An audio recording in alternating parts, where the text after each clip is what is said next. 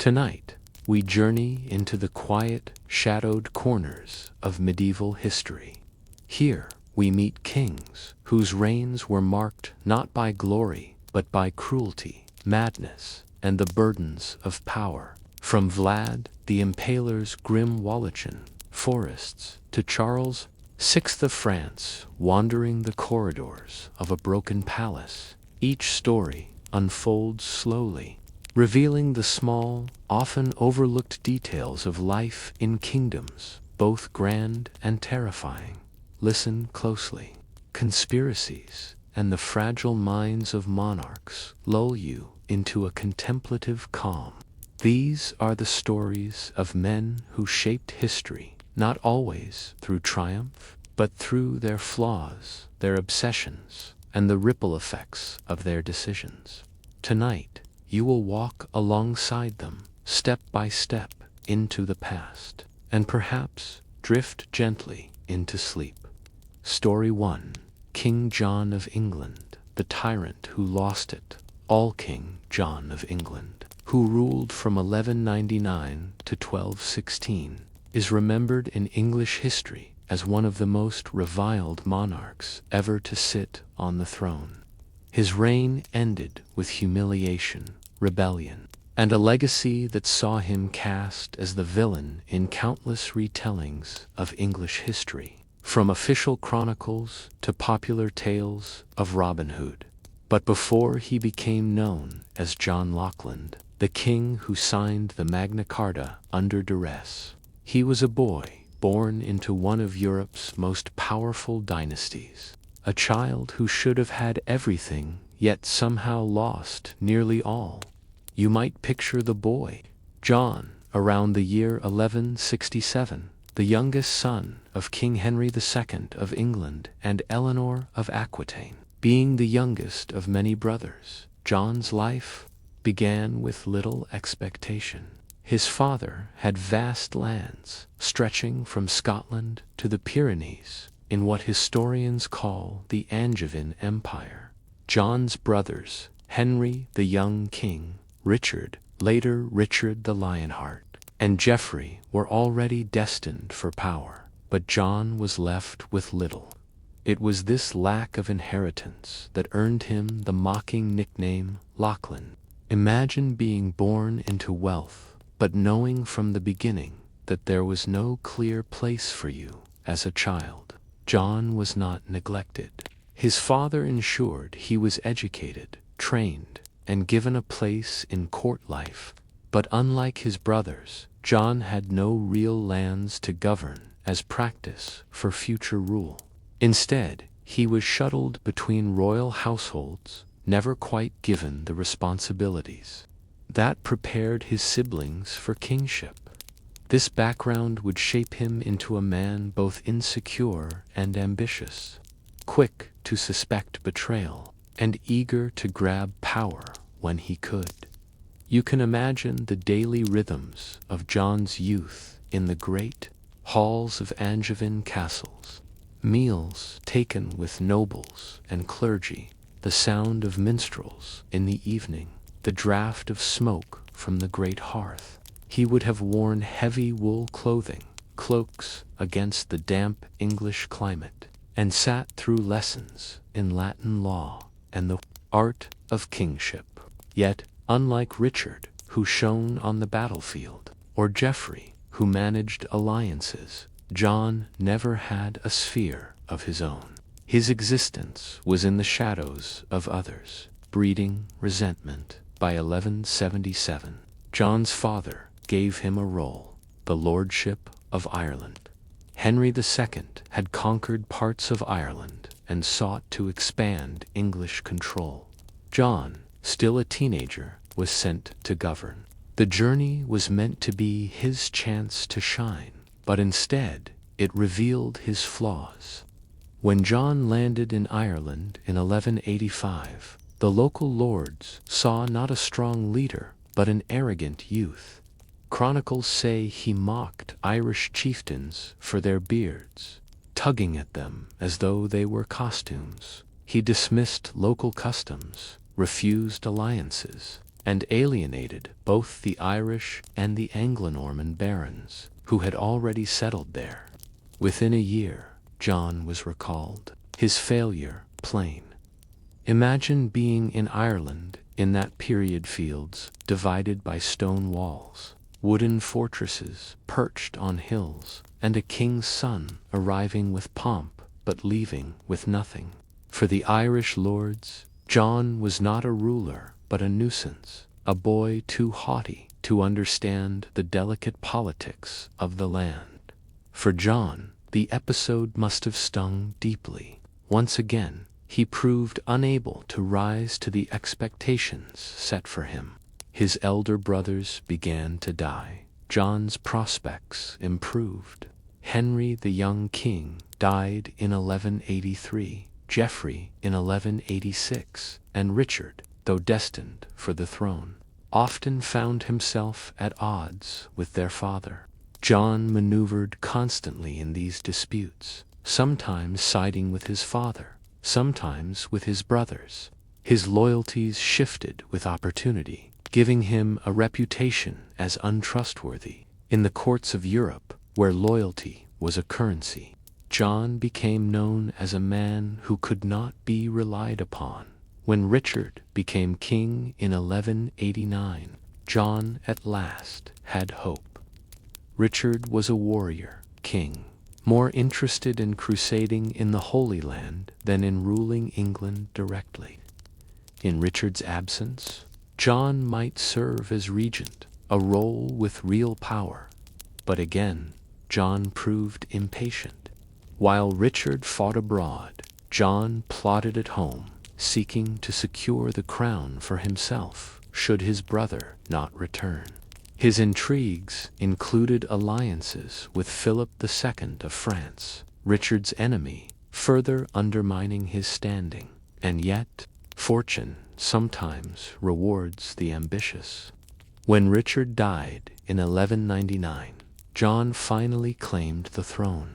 He was no longer Lackland, no longer merely a spare. He was king. But his accession was not without dispute. Some lords supported his nephew, Arthur of Brittany, who arguably had a better hereditary claim. This dispute set the stage for much of John's reign: wars in France, suspicion at home, and the eventual collapse of his power. As King John's character began to show fully. He was intelligent, but his intelligence often turned to cunning rather than wisdom. He was energetic in administration, but his energy often translated into ruthless taxation and harsh justice. He could be charming, but more often he was vindictive. His court was a place of fear rather than loyalty. Nobles never knew when they might fall out of favor or when. John's temper would strip them of land or liberty. One of the earliest signs of his troubled kingship was the conflict over Normandy. Richard had fought hard to defend the Angevin lands in France, but John quickly lost them to Philip II. The loss of Normandy was not just territorial light, was symbolic. Normandy had been the cradle of the dynasty since William the Conqueror. To lose it was to cut the heart out of the Angevin Empire. Nobles who held estates in both England and Normandy now had to choose allegiances, and many saw John as a weak king, unable to protect their interests. Picture the slow erosion of this empire. Castles once loyal to the English crown raising the French banner. Towns changing allegiance with little resistance. A king who had inherited so much from his ancestors, watching as it slipped through his fingers.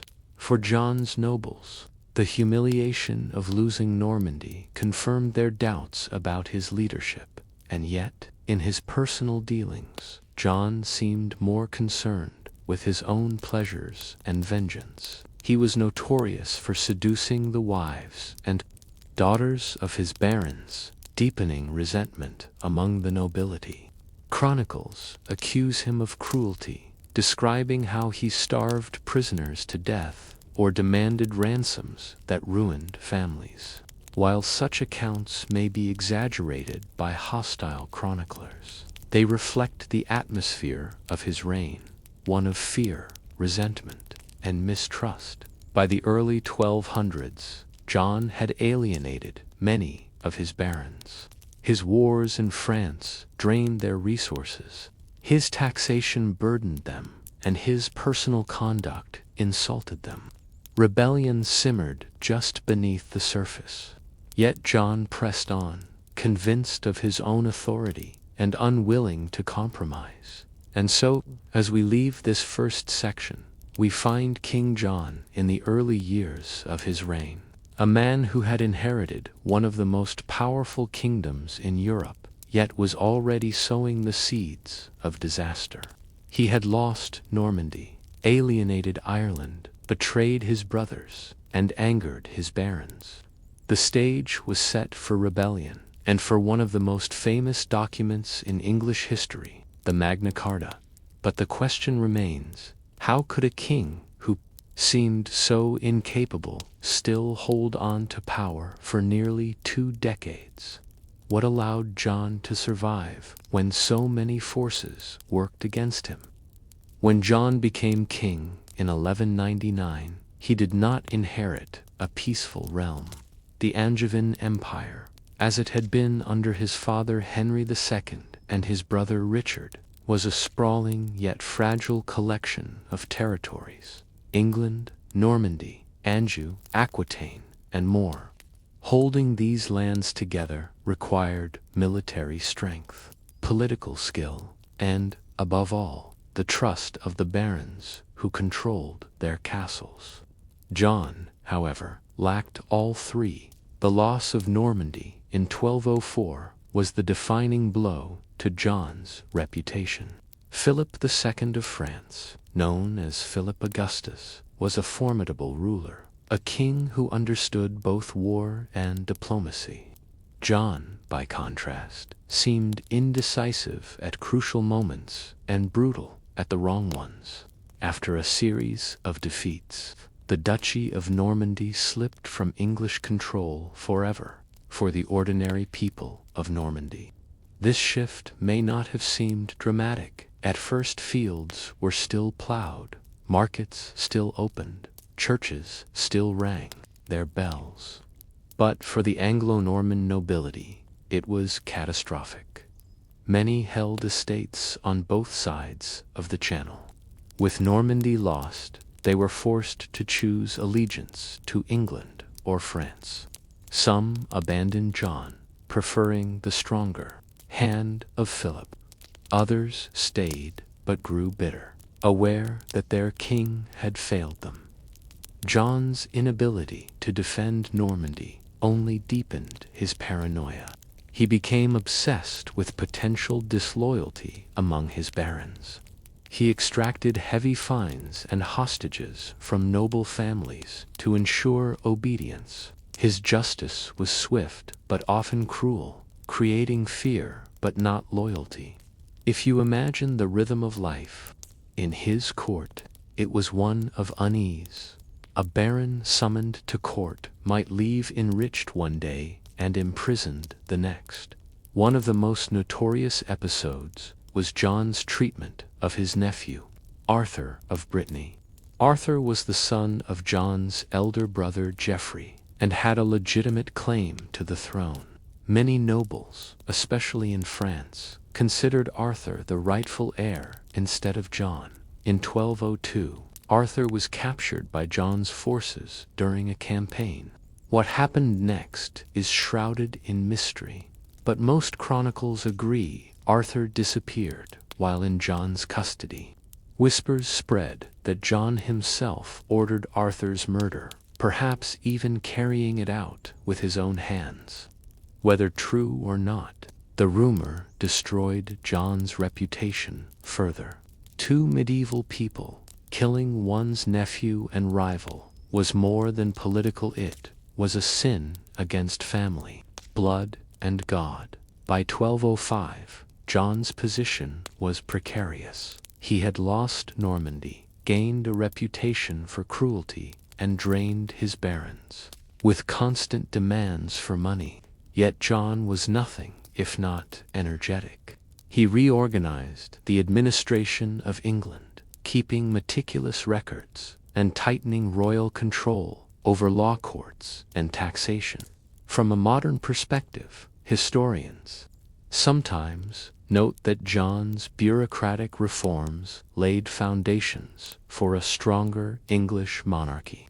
But for his contemporaries, these reforms felt more like endless fines, levies, and seizures. To understand why his barons turned against him, imagine the financial burden they endured.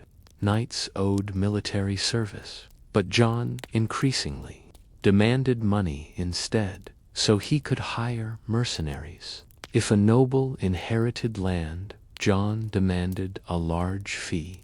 If a noble married, John demanded a fee. If a noble's heir came of age, another fee. Over and over, the barons felt squeezed, their loyalty purchased, not with trust, but with threats. On top of this, John managed to alienate the church. In 1205, when the Archbishop of Canterbury died, John sought to appoint his own candidate. The monks of Canterbury, however, had already chosen someone else, and Pope Innocent III supported yet another candidate, Stephen Langton. John refused to accept Langton and seized church lands in retaliation. The Pope responded by placing England under an interdict in 1208, a rare and terrifying punishment. An interdict meant the suspension of church services. Imagine living in England at that time. Baptisms could not be performed, marriages could not be blessed, funerals could not be properly conducted, bells fell silent, and churches closed their doors. For deeply religious medieval communities, this was catastrophic. People feared for their souls, believing that without the sacraments, salvation was in jeopardy. John, however, did not waver. He confiscated church revenues and mocked the Pope's commands.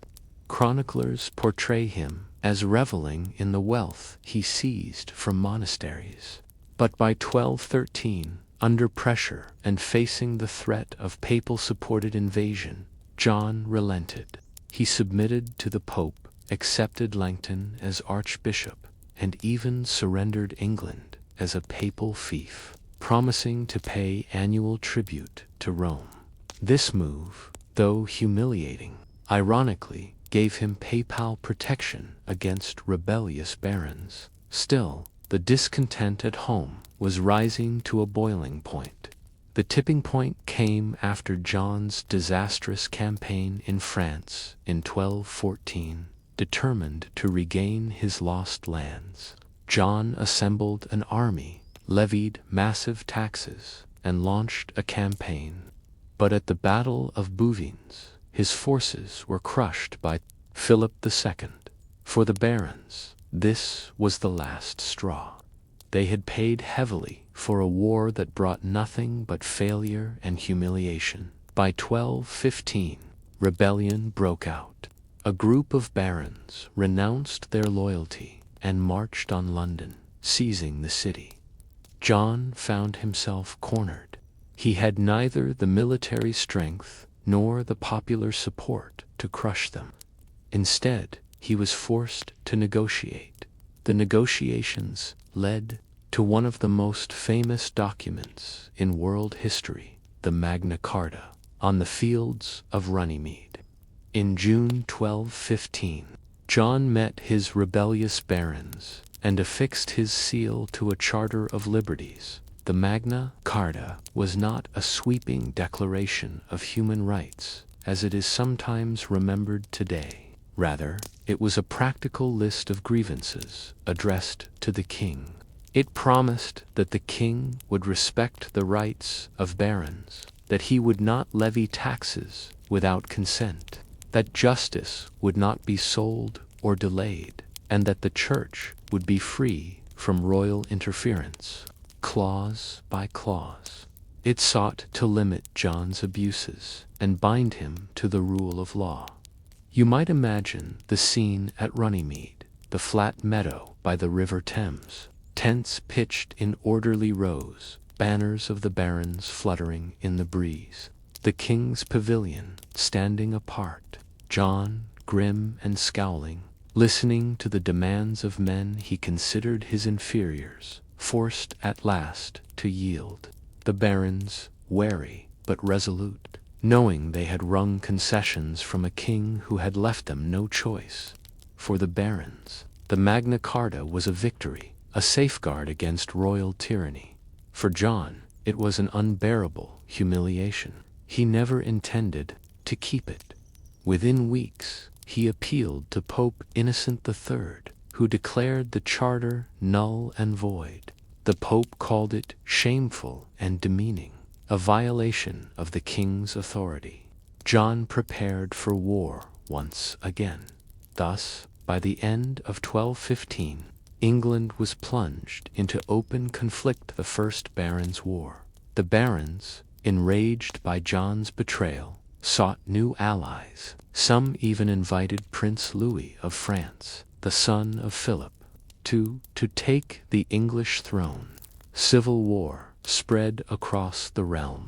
Castles were besieged, towns changed hands, and the kingdom teetered on the edge of foreign conquest. And in the middle of it all was John, furious, paranoid, lashing out at enemies, real and imagined.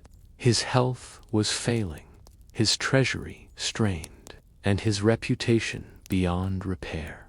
As this section closes, we see a king who had squandered nearly every advantage, lands lost abroad, loyalty broken at home, and his authority undermined by the very charter that would later become a cornerstone of constitutional government. Yet John was not finished. He still had armies, he still had money, and he still had the will to fight. But one question lingers. In the final year of his reign, could John salvage his crown, or would fate and fortune abandon him completely? By the year 1216, King John was a ruler on the edge of collapse. His reign had begun with promise and empire, stretching across England and much of France, but now his kingdom was fractured. His barons were in open rebellion, and foreign armies stood ready to invade. The man once mocked as Lachlan seemed destined to end his life, not as a monarch, but as a cautionary tale. The First Barons' War, which erupted after John rejected the Magna Carta, consumed his final years. England became a patchwork of divided loyalties. Some castles remained loyal to the king, held by staunch royalists who feared foreign domination. Others declared for the rebel barons, who in desperation had turned to France for help. Prince Louis of France, the son of Philip II, crossed the Channel in 1216 and was welcomed by many English nobles as a savior for ordinary people. This conflict was devastating. The armies of both sides moved through the countryside, demanding food, seizing supplies, and devastating farmland. Picture a small village in England, cottages of wattle and daub thatched roofs, a small wooden church. When soldiers arrived, the villagers had little choice but to give up their grain, their animals, and sometimes even their homes. For peasants, the war of kings and barons meant only hunger and ruin. John, however, remained energetic. Despite illness and dwindling resources, he traveled constantly, moving his forces from castle to castle, seeking to crush rebellion wherever he could. Chroniclers describe him as tireless, though his presence often brought fear rather than loyalty. His methods remained ruthless. If a castle resisted, he ordered it burned. If a town wavered, he demanded hostages. The more he fought, the more England fractured. Yet in the summer of 1216, John seemed briefly to recover momentum. He recaptured several rebel-held castles and launched raids to disrupt Louis's forces. He even managed to split some of the barons' loyalties, tempting a few back into his camp with promises of favor. For a moment, it seemed possible that John might still claw victory from defeat. But fate, and perhaps his own cruelty, intervened. In October of that year, John was traveling through eastern England when disaster struck. Accounts vary, but the most famous story tells of John's baggage train being lost in the tidal estuary of the Wash, laden with gold jewels and the crown treasures of England. The wagons were caught by the incoming tide and sank into the quicksand and marshes. The image of John watching helplessly as his fortune disappeared beneath the waters became symbolic of his reign, wealth, and power slipping irretrievably away. Soon after, John fell seriously ill. Chroniclers differ on the cause. Some claim he ate an excess of peaches and new cider. Others suggest dysentery, a common and often fatal affliction in medieval times. Whatever the cause, John's health declined rapidly. He retreated to Newark Castle, a fortress on the River Trent, carried on a litter, weakened and in pain. The final days of his life are described in grim detail by chroniclers.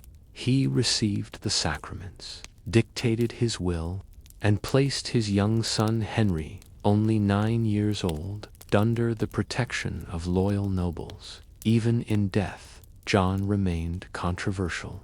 Some accounts portray him as dying in despair, cursing his enemies and haunted by his failures. Others suggest he found a kind of weary resignation, aware that his reign had been marked by loss and conflict. On the night of October 18th to 19th, 1216, John died. He was around 49 years old. His body was buried at Worcester Cathedral, near the shrine of St. Wulfstan, a choice that perhaps reflected his desire for association with a saintly figure in death, if not in life. John's death left England in crisis. Prince Louis of France controlled much of the southeast, and the rebel barons remained powerful. The future of the Plantagenet dynasty seemed uncertain. Yet, ironically, John's death proved to be the salvation of his house. His young son became Henry III, crowned at Gloucester with little ceremony. Because Henry was only a child, a regency was established under William Marshal, one of the greatest knights and statesmen of the age. Marshal was respected by both barons and knights, and his reputation for honor stood in stark contrast to John's. Under Marshal's leadership, many rebels returned to the royalist cause. At the Battle of Lincoln in 1217, Marshal's forces defeated Louis's army, and soon after, the French prince abandoned his claim to the English throne. Thus, in a strange twist, John's death brought stability. The Magna Carta, reissued under Henry III, was no longer a symbol of humiliation, but a charter of good governance. Over the centuries, it would become a cornerstone of English liberty, celebrated as the foundation of constitutional monarchy. For John himself, however, the verdict of history has remained largely unchanged. Chroniclers called him a tyrant, a perjurer, a shameless ruler. Matthew Paris, a 13th century monk, declared that hell itself is defiled by the foulness of King John. Even centuries later, he would be remembered in folklore As the villain in the tales of Robin Hood, the weak and greedy king who oppressed his people while noble outlaws fought for justice. And yet, if we look closely, John was not without skill. He was an able administrator, leaving behind records that historians still study for insight into medieval governance. His legal reforms, however harsh, laid groundwork for future kings. His submission to the Pope, humiliating though it was, secured England against invasion. His persistence, even in illness and defeat, shows a man unwilling to surrender. But in the balance of history, these qualities could not outweigh his failures. He lost Normandy, alienated his barons, defied the church, and nearly destroyed his dynasty. Where his father had built an empire, and his brother had won glory, John left a legacy of loss and rebellion. As you consider John's reign, imagine England at the moment of his death. The land was scarred by war, villages burned, castles besieged, families divided in loyalty. Yet, beneath the turmoil, the seeds of something enduring had been planted. Magna Carta, born of rebellion and distrust, would echo through the centuries. John's failures, in a strange way, became England's lasting strength, and so, King John of England is remembered not for triumph, but for defeat. His reign reminds us that even terrible kings can leave behind legacies far greater than themselves, not by design, but by the consequences of their failures. But the question remains, was John truly the most terrible of medieval kings, or simply the most unlucky? Story 2. Charles VI of France, the mad king in a fragile kingdom. When Charles VI of France came to the throne in 1380, he was only 11 years old. France was one of the largest and wealthiest kingdoms in Europe, but it was also fragile, weakened by decades of war, plague, and internal division. Charles's reign would last more than 40 years, and during that time he would gain a grim reputation as Charles the Mad. Yet, in his early years, there was little to suggest the disaster that lay ahead. To understand Charles VI, you must first picture the France into which he was born. The kingdom stretched from the Atlantic coast to the borders of the Holy Roman Empire, a land of fertile plains, busy market towns, and proud cathedrals rising above clustered houses. Paris, the capital, was already one of Europe's great cities, its streets filled with merchants, scholars, and priests. Yet beneath this prosperity, France was still reeling from the effects of the 100 Years' War, which had begun in 1337. English armies had invaded and burned French towns, while the Black Death had swept through in the 1340s, killing perhaps a third of the population. Charles was the son of King Charles V, known as the Wise, and Queen Joanna of Bourbon.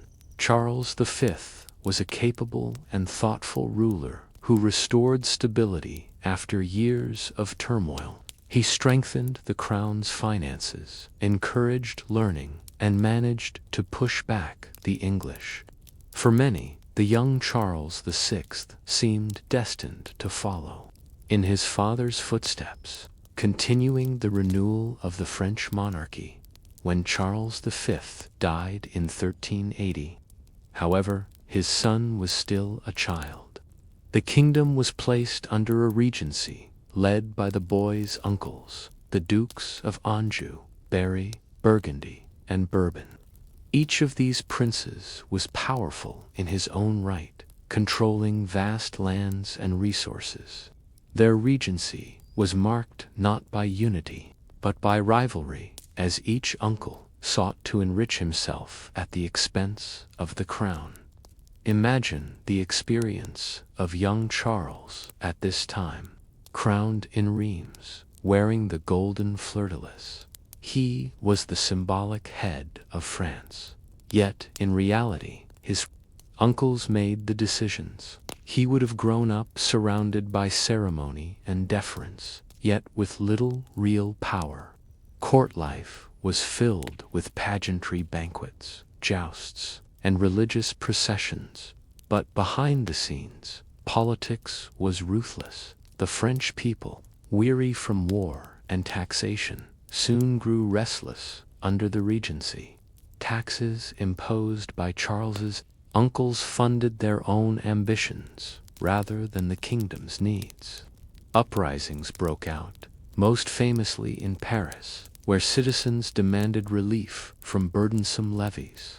In these moments, Charles glimpsed the difficulty of kingship, how easily discontent could spread, and how fragile the crown's authority could be. When Charles came of age in 1388, he declared his intention to rule in his own name. At first, this brought hope.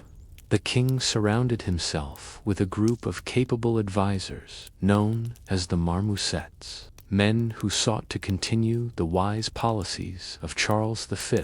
They reformed finances, reduced corruption, and worked to strengthen the kingdom. For a time, France seemed poised to recover. The young king himself was admired for his appearance and bearing. Chroniclers describe him as tall, handsome, and gracious. He took part in tournaments, led hunting expeditions, and presided over elaborate feasts. For nobles and courtiers, Charles represented the ideal of chivalric kingship, full, energetic, and just. Yet even in these early years, there were hints of instability. Charles could be impulsive and quick-tempered. He sometimes made decisions rashly, driven by emotion rather than calculation. Still, no one could have predicted the transformation that was to come. The first major sign appeared in 1392. Charles, then in his mid-20s, was leading a campaign against a rebellious noble in Brittany. The summer was hot, and the army marched through dense forests. One day, as they traveled, a leper stepped into the king's path, shouting a warning that Charles was being betrayed. The man was dragged away, but his words unsettled the king. Soon after, as the army continued, a page accidentally dropped a lance. The noise startled Charles, and suddenly, in a frenzy, he drew his sword and attacked his own companions. He killed several men before being subdued. The episode shocked the court. The king had seemed possessed, his eyes wild, his fury unstoppable. Afterward, he fell into a stupor, unable to recognize his closest friends and family, though he recovered after some weeks. The event marked the beginning of a long and tragic decline. Over the following years, Charles suffered repeated fits of madness. Sometimes he failed to recognize his wife, Queen Isabeau of Bavaria, or his children. Sometimes he ran through the palace halls, screaming that he was made of glass and might shatter at the slightest touch. At other times, he withdrew completely, silent and vacant, unable to speak or govern. For the French court, this was devastating. A medieval king was not just a ruler, but a symbol of order and stability. If the king was mad, what did that mean? For the kingdom, power quickly shifted back to the rival princes, particularly the dukes of Burgundy and Orleans, who competed for influence over the crown. As Charles's illness deepened, France slid once more into factionalism. The careful reforms of his early reign collapsed, replaced by infighting and greed. The English, sensing weakness, prepared to renew their campaigns. Meanwhile, ordinary French people suffered under the weight of taxes and the constant uncertainty of leadership. And yet, despite his condition, Charles remained king for over 4 decades. He was not deposed, perhaps because no one could agree on a replacement, and because his very madness made him a useful figurehead for ambitious nobles. His reign became one of the most troubled in French history, but also one of the most revealing, showing how fragile monarchy could be when the man at its center could not rule.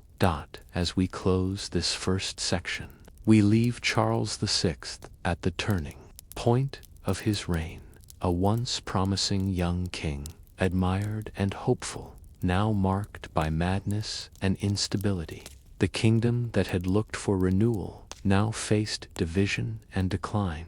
But what would happen to France as the king's illness worsened, and as powerful factions tore the realm apart in his name? By the 1420s, Charles VI of France had become little more than a hollow king, presiding over a kingdom on the edge of collapse. The French people no longer looked to him for leadership. Instead, they endured the consequences of his long illness, and the ambitions of those who ruled in his name was by now a grim fact of daily life. Chroniclers describe him as increasingly withdrawn. At times, he would sink into melancholy, refusing to eat or speak. At other times, he erupted into outbursts of violence or confusion. His court learned to adapt, treating his illness as part of the rhythm of governance.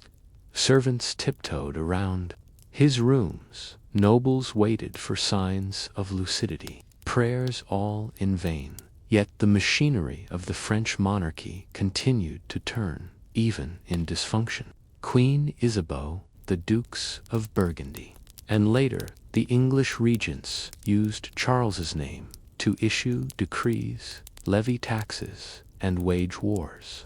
The king himself remained a ghostly presence, physically alive, politically absent. The Treaty of Troyes of 1420 had been a staggering blow to the French crown. By its terms, Charles's daughter, Catherine, married Henry V of England. Their descendants were to inherit not just England, but also France, disinheriting the Dauphin, Charles, the king's surviving son. For many French nobles, this treaty was an act of betrayal, an abdication of sovereignty, signed in the name of a king who could no longer consent. Still, the treaty could not be fully realized until Charles died. As long as he lived, there remained a legal ambiguity. They argued that Charles's madness and the manipulation of Queen Isabeau and Burgundy rendered the agreement illegitimate. This meant that the kingdom now existed in a strange limbo, officially promised to England, but still claimed by the Dauphin. The survival of Charles VI therefore mattered in unexpected ways. His body, fragile and tormented, became the battleground for political legitimacy. England and Burgundy governed Paris in his name, while the Dauphin's court in Bourges claimed to be the true heir of France. During these years, the French people endured unspeakable hardship. Armies English, Burgundian, Armagnac, the countryside. Villages were burned, harvests seized, families scattered. Chroniclers record entire regions abandoned to wolves and wild animals, as human life retreated under the pressure of war and famine. To live under Charles VI's reign was to live in uncertainty, with no end in sight. And then, in 1422, fate intervened. Henry V of England, triumphant at Agincourt and poised to claim both thrones, died suddenly at the age of 35. His death was a stunning reversal. The great English king, whose military genius had humbled France, would not live to see his empire realized. Instead, his infant son, Henry VI, became king of both England and, by treaty, France. This unexpected twist shifted the balance of power. The Dauphin Charles, disinherited but still alive, now appeared stronger in comparison to a child king across the Channel. Yet, the Treaty of Troyes still stood, and so long as Charles VI remained alive, the legal fiction of dual monarchy continued. Finally, on October 21, 1422, Charles VI died in Paris at the age of 53. His death ended one of the most disastrous reigns in French history. Chroniclers noted that his funeral was strangely subdued. The king, who had once been hailed as Charles the Beloved, was now remembered as Charles the Mad. Few mourned him with genuine sorrow. Too many. His death was not just the passing of a monarch, but the lifting of a curse. His burial reflected the fragmentation of the kingdom. Normally, the death of a French king was a moment of national unity, a solemn passage from one reign to the next. But in 1422, the succession was contested. In Paris, the English and Burgundians declared the infant Henry VI of England to be King of France. In Bourges, the Dauphin Charles proclaimed himself Charles VII, rejecting the treaty. France now had two kings, two courts, and two competing claims. The legacy of Charles VI was therefore not only personal tragedy, but national division. His madness had allowed rival factions to flourish, had led to the assassination of princes, and had given England the opportunity to exploit France's weakness. His death did not resolve these divisions. Instead, it deepened them. And yet, history would take a surprising turn. Within a few years, the Dauphin Charles VII would find new strength, in part thanks to the extraordinary figure of Joan of Arc, who rallied French forces and revived a sense of divine purpose. The English, weakened by their young king's minority, would eventually lose much of their French territory. The monarchy, though battered, would survive. Looking back, Charles VI's reign reads like a cautionary tale about the fragility of kingship. A single illness could unravel an entire kingdom. In a society that placed sacred trust in the king's body and mind, the collapse of that body and mind had catastrophic consequences. France's survival was not guaranteed. It emerged only through resilience, chance, and the courage of those who followed. For the ordinary people of France, the reign of Charles VI was not remembered in terms of treaties or dynastic struggles. It was remembered in terms of hunger, fear, and exhaustion. It was the time when fields lay fallow, when soldiers took what they pleased, when the king could not protect his subjects. It was a time when the crown itself seemed broken. And so, Charles VI passed into history as both a symbol of human frailty and a reminder of the dangers of unchecked ambition. His life teaches us that kings are not always strong, that kingdoms are not always secure. Consider this: was Charles VI merely a victim of illness? Or was his madness a mirror of the deeper sicknesses in medieval France's factionalism, its endless wars, its fragile institutions? Perhaps the true tragedy was not only the king's mind, but the kingdom that allowed itself to fracture in his absence. Story 3. Ivan IV of Russia, the Tsar of Terror. When you think of Russia's long line of rulers, many names stand out: Peter the Great, Catherine the Great, Nicholas II. Yet long before them, in the 16th century, Russia was defined by a man. who carried two titles, Grozny, which has often been translated as terrible.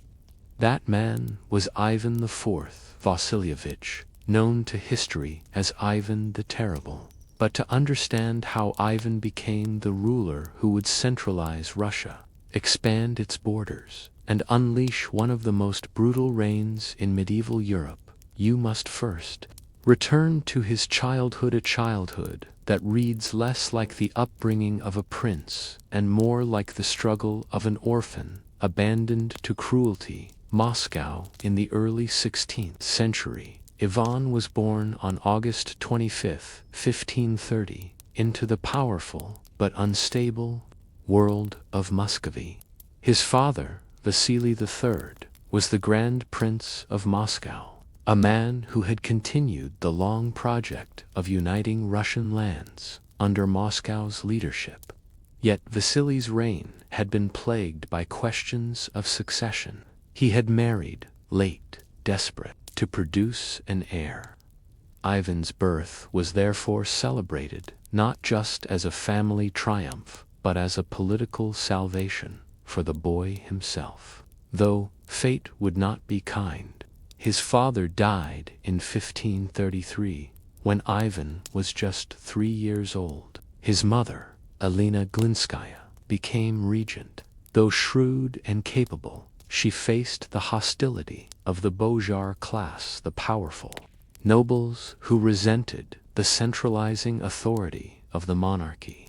Elena attempted reforms, introducing new currency and strengthening Moscow's control. But her sudden death in 1538, likely from poisoning, left the child King Ivan defenseless. The bourgeois' domination from the age of 8. Ivan was surrounded by bourgeois who saw him not as their sovereign, but as a pawn. They used the royal court as their battleground, each clan vying for influence. For young Ivan, this meant growing up in a palace where loyalty was scarce and violence was routine.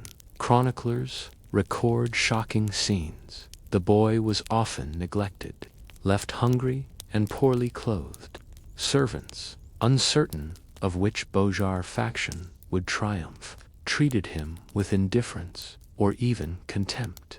Sometimes he was forced to watch brutal punishments, executions, and quarrels. He was a grand prince in name, but a prisoner in reality. One story tells of Ivan and his younger brother Yuri throwing live animals from the Kremlin walls, watching them suffer. Whether exaggerated or not, these tales suggest a boy shaped by cruelty, mirroring what he saw around him. His earliest experiences taught him not about mercy or stability, but about betrayal and violence, isolation and observation. Despite the neglect, Ivan was not unintelligent. He learned to read, absorbing chronicles of Russian history and Orthodox texts. He studied the lives of saints, rulers, and conquerors. But this isolation also bred suspicion. He began to see the boyars as enemies, men who had stolen his childhood and dishonored his authority. At an age when most princes would have been groomed for command with tutors and loyal advisors, Ivan instead learned to distrust everyone. This suspicion would stay with him for life, shaping his later policies of repression and terror. The turning point. Adolescence. By the time Ivan reached adolescence, the bourgeois' grip on him began to weaken. He grew taller, stronger, and increasingly assertive.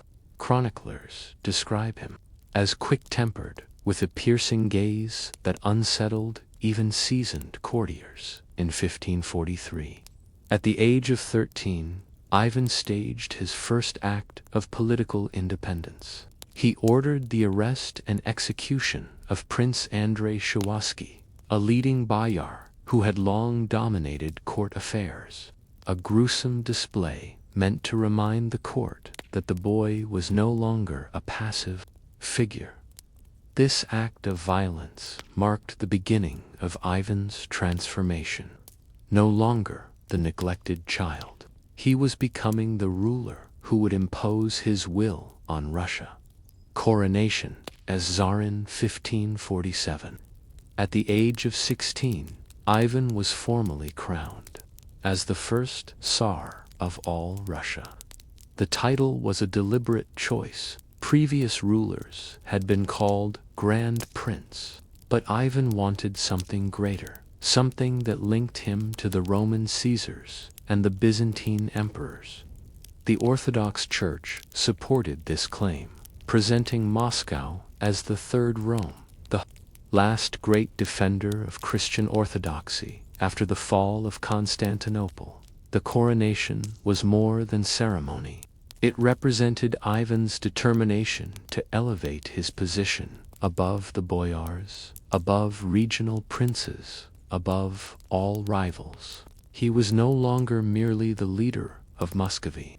He was the divinely anointed ruler of a Russian state that was beginning to think of itself as an empire. Marriage and early reforms soon after his coronation. Unlike the treacherous figures of his youth, Anastasia provided genuine stability. These years, Ivan introduced reforms that strengthened the central government. He created the Zemsky Sobor, a national assembly of nobles, clergy, and commoners, which gave a sense of broader participation in governance. He revised the law code in 1550, attempting to standardize justice across the realm. He reorganized the military, forming the Streltsy, a professional force armed with firearms. This early period of Ivan's rule surprised many. The neglected, violent boy had become a capable ruler, one who seemed committed to building a stronger Russia. The seeds of suspicion, and yet, beneath this promising start, the shadows of his childhood lingered.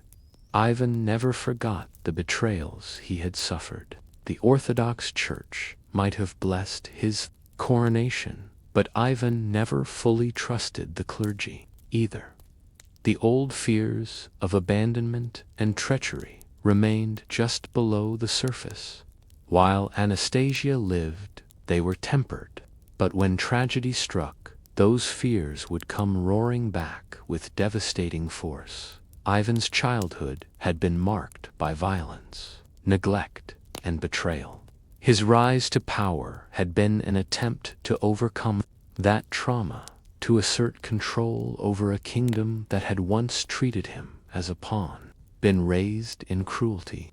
The boy who had grown up neglected among feuding nobles now sat on the throne as Russia's first Tsar. Ivan IV's early years of rule showed promise: legal reforms, new assemblies, military reorganization, and even a sense of religious mission. Yet the very qualities that made him effective, as sharp intelligence, strong will, and deep suspicion, would soon be twisted by personal tragedy and political strife. What began as a reign of reform and expansion gradually darkened into one of fear, cruelty, and relentless control. The fire of 1547 and Ivan's new authority in the summer of 1547. A devastating fire swept through Moscow. Entire districts burned, churches collapsed, and thousands were left homeless. Rumors quickly spread that the Glinskys, Ivan's mother's family, had summoned the flames through sorcery. Mobs rioted, killing some of Ivan's relatives. For the 17-year-old Tsar, the fire was more than a natural disaster. It was a test of his legitimacy. Instead of crumbling under the pressure, Ivan seized the moment to reassert control. He called for prayers, distributed aid, and portrayed himself as God's chosen protector of the people. This crisis solidified his position, reminding both commoners and boyars that Russia now had a true ruler, not a pawn, the chosen council. In the aftermath, Ivan gathered a group of advisors, known as the Izbrannaya Rodetha chosen council. Among them were capable men like Metropolitan Macri, who encouraged Ivan's sense of religious mission, and Alexei Adushev, who guided military and administrative reforms. With their help, Ivan sought to strengthen central authority. He expanded the Zemsky Sober, introduced new tax systems, and attempted to restrain corruption among local governors. This period, often called Ivan's good years, gave Russia stability and growth. The young Tsar also sought to bind his power with divine approval. In elaborate ceremonies, he emphasized his role as the protector of orthodoxy. He promoted the idea of Moscow as the third Rome, the last fortress of true Christianity. This religious conviction would justify both his reforms and, later, his brutality. Expansion of territory. Ivan's reign marked a turning point in Russia's transformation from a fragmented principality into a vast empire. He launched campaigns against the Khanates of Kazan and Astrakhan, remnants of the Mongol Golden Horde that had once dominated Russia. In 1552, Ivan personally led the siege of Kazan. The battle was grueling, walls reinforced by Tatar defenders, fierce resistance, and heavy casualties. Yet, Ivan employed new tactics and artillery, eventually breaching the city. The conquest was brutal, with mass killings of civilians and forced conversions to orthodoxy. But in Moscow, the victory was celebrated as a holy triumph. St. Basil's Cathedral, with its iconic domes, was built to commemorate the conquest. In 1556, Astrakhan also fell, bringing the Volga River under Russian control. With these victories, Ivan opened new trade routes and expanded Russian influence deep into the steppe. For the first time, Muscovy was not merely defending itself against Mongol raids, it was conquering. The death of Anastasiad, the height of his early successes, tragedy struck. In 1560, Ivan's beloved wife, Anastasia, died suddenly. Ivan was devastated. To him, Anastasia had been not only a partner, but a stabilizing force, a counterbalance to his suspicions. Without her, the fears of betrayal that had haunted his childhood returned with vengeance. Ivan was convinced she had been poisoned by boyars. Whether or not this was true, his grief hardened into paranoia. He began to see conspiracies everywhere, interpreting normal court politics as treason. The man who had once shown promise as a reformer now started to retreat into suspicion and cruelty. Illness and distrust. Shortly after Anastasia's death, Ivan fell gravely ill. Believing his end was near, he demanded the boyars swear loyalty to his infant son. Many hesitated, fearing that power would be lost if a child ruled. Ivan survived his illness, but he never forgave their hesitation. To him, it was proof of their treachery. This was a turning point. If his early years had been marked by a desire to strengthen Russia, the years after Anastasia's death were marked by an obsession with control. Let trust had been replaced by suspicion, reform by repression. The Livonian War. Amid this internal turmoil, Ivan also pursued external ambitions. In 1558, he launched the Livonian War, aiming to gain access to the Baltic Sea and establish Russia as a European power.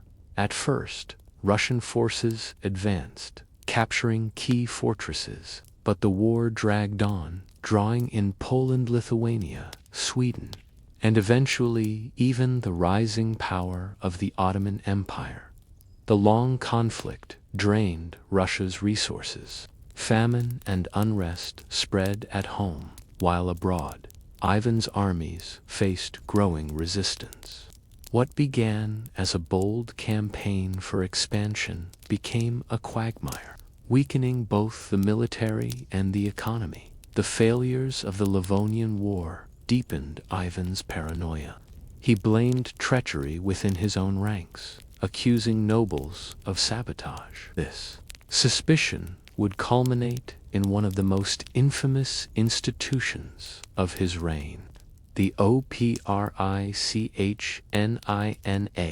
The Oprichnina begins in 1565. Ivan announced a shocking decision. He divided Russia into two parts. One part, the Zemshina, remained under traditional administration. The other, the Oprichnina, was Ivan's personal domain, ruled by his hand-picked enforcers. The Oprichniki, as they were called, wore black uniforms, carried dogs' heads and brooms on their saddle, symbols of their role in sniffing out treason and sweeping away enemies. They became Ivan's personal army of terror, riding through towns, seizing land, executing nobles, and spreading fear. This was not mere policy. It was Ivan's attempt to purge the boyars once and for all, to root out the treachery he believed had haunted him since childhood. Yet, in doing so, he destabilized the very state he sought to control.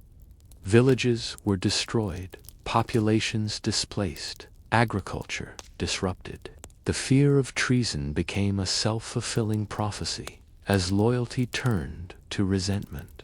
Massacre of Novgorod, perhaps the most infamous act of the Oprichnina, came in 1570. With the massacre of Novgorod, Ivan accused the wealthy city of plotting with Poland-Lithuania against him. Whether true or not, he marched with his Oprichniki into the city. For weeks, Novgorod suffered. Thousands were tortured and killed, merchants, clergy, and peasants alike. Entire families were drowned in the icy Volkhov River, their screams echoing against the frozen banks. Churches were looted, fields destroyed. This was not just punishment, it was a warning. Ivan wanted all of Russia to know that disloyalty, real or imagined, would be met with annihilation. But the massacre also weakened Russia's economy, removing one of its wealthiest trading centers, a czar in shadows. By the 1570s, Ivan had become both feared and isolated. His once promising reforms had given way to cycles of terror and retaliation. The Livonian War dragged on with no resolution. The economy faltered, and entire regions were depopulated. Yet Ivan's authority remained absolute. Few dared oppose him.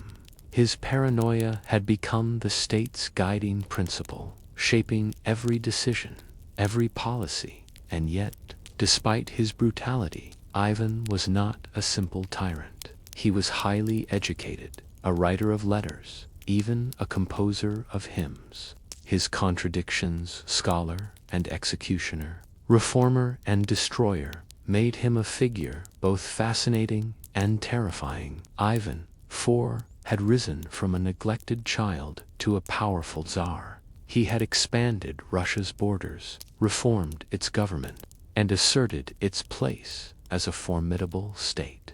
Yet his paranoia, fueled by grief and suspicion, had unleashed one of the darkest periods in Russian history.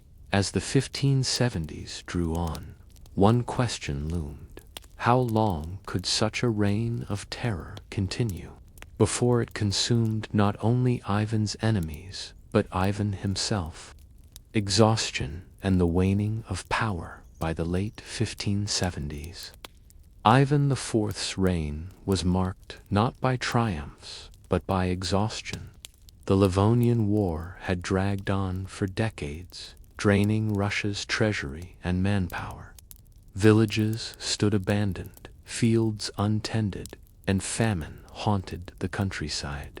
Trade routes, once bustling under Ivan's early conquests, were disrupted by war and fear. The Oprichnina, meant to secure his throne, had instead weakened the realm. Ivan had terrorized his own people, destroying the very nobles and merchants who sustained the state.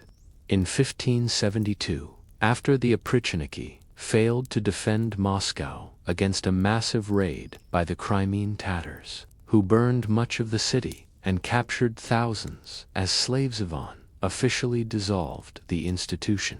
Yet the damage was done. The scars of his policies would linger for generations. The death of Ivan's heir, perhaps the darkest moment of Ivan's personal life, came in 1581. His son and heir, Ivan Ivanovich, was intelligent, strong, and respected, a figure many hoped would succeed where his father had faltered. But in a fit of rage, Ivan struck him during an argument. Accounts vary. Some say he used his staff, others his iron-tipped spear. The blow was fatal. The young prince died within days, and Ivan was left inconsolable. One of the most famous paintings in Russian history, Ilya Repin's Ivan the Terrible and his son Ivan, depicts the scene with horrifying intimacy. The Tsar, clutching his dying son, his eyes wide with grief and madness. Whether or not Ivan's remorse was sincere, the death of his heir was a catastrophe for Russia. It left the Tsar with only his feeble-minded younger son, Fyodor, who lacked the strength to rule.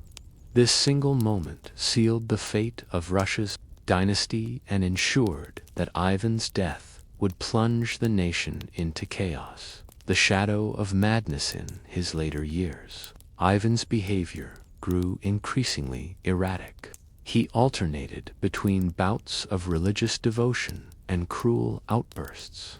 He commissioned churches and composed hymns, yet also ordered executions at the slightest suspicion of betrayal. He surrounded himself with astrologers and sorcerers, desperately seeking signs of his fate. He even contemplated abdication more than once, claiming he wished to leave power behind, only to seize it again when paranoia overcame him. Those who came before him often found him a contradictory figure, eloquent, educated, capable of quoting scripture and law, yet capable of sudden, violent wrath. For many, he seemed less a man than a force of nature, unpredictable, unstoppable, and terrifying. Death of the terrible Tsarin, March 28, 1584. Ivan IV prepared for a game of chess.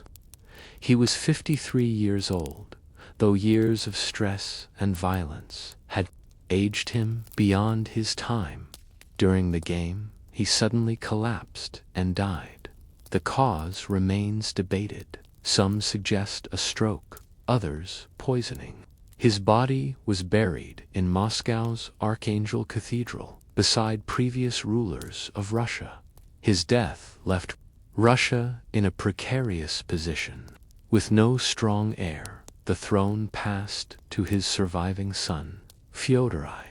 But Fyodor was weak-willed and incapable of ruling alone, leaving power to ambitious nobles. Russia was soon plunged into the time of troubles, a period of famine, invasions, and civil war. Ivan's reign, meant to strengthen and unify the realm, had instead left it fractured and unstable. The legacy of the terrible Levin IV remains one of history's most complex rulers. To some, he was a reformer who centralized power, codified laws, and expanded Russian territory. His conquests of Kazan and Astrakhan laid the foundation for the multi-ethnic Russian Empire. But to others, he was a tyrant whose paranoia destroyed lives, economies, and institutions. His creation of the oprachina introduced a model of state terror that echoed through later centuries, influencing even Stalin's purges. Even his title, Grozny, translated into English as terrible, carries nuance. In Russian, it also means formidable or awe-inspiring. Ivan was both a ruler who inspired fear, respect, and horror in equal measure. Memory and myth centuries later, Ivan IV remains a figure of fascination. Russian folklore preserved tales of his cruelty, yet also his cunning. Some remembered him as a protector of the common people against arrogant nobles. Others cursed his name as a destroyer. The Orthodox Church debated for generations whether to canonize or condemn him. Historians still argue whether his actions were the madness of one man or the inevitable course of Russia's centralization. In the end, Ivan IV embodied both the promise and the peril of autocracy. He built Russia into a great power, but at a cost so devastating that it nearly collapsed after his death. His reign asks an enduring question: can absolute power ever be used without absolute destruction? Closing reflection: when we look back on Ivan IV of Russia, we see not only a ruler, but a mirror of human extremes: vision and paranoia, devotion and cruelty, brilliance and self-destruction. His legacy is not easily judged as good or evil, but as a cautionary tale of what happens when unchecked power and personal demons collide. And so, even the terrible remains carved into history, not just as a czar, but as a shadow, a warning, and a story that still chills us centuries later. Story 4. Vlad the Impaler, the real Dracula, the land of Wallachia. Imagine a land caught between empires, where mountains rise like jagged teeth and forests stretch in shadowy silence.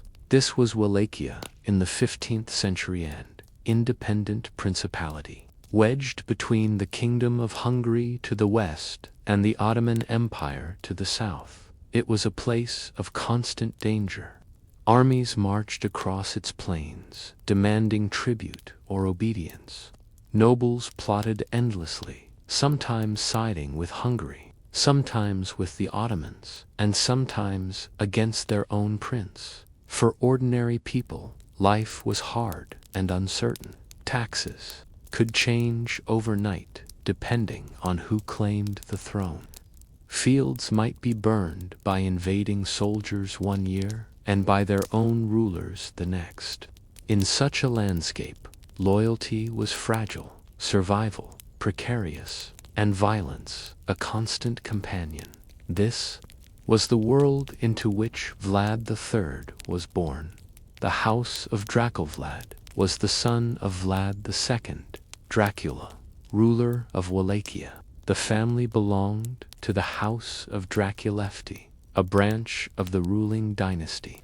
His father earned the title Dracul after being inducted into the Order of the Dragon, a knightly order founded to defend Christendom against the Ottoman Turks. In medieval Romanian, Dracul meant both dragon and devil. Thus, young Vlad became known as Vlad Dracula, the son of Dracul. This name would later echo through centuries, but in his own time, it carried a weight of both honor and menace. A childhood in hostage chains. In 1442, when Vlad was still a boy, his father made a fateful decision. To secure his position as ruler, Vlad II, Dracula pledged loyalty to the Ottoman Empire. As a guarantee of his obedience, he sent two of his sons, young Vlad and his brother Radu, as hostages to the Ottoman court. For years, Vlad lived in Edirne, under the watchful eyes of Sultan Murad II. There, he learned Turkish, studied statecraft, and absorbed the customs of the empire that threatened his homeland. But the experience was not gentle. Hostage princes were treated well enough when their fathers behaved, but any sign of betrayal could mean imprisonment, beatings, or death.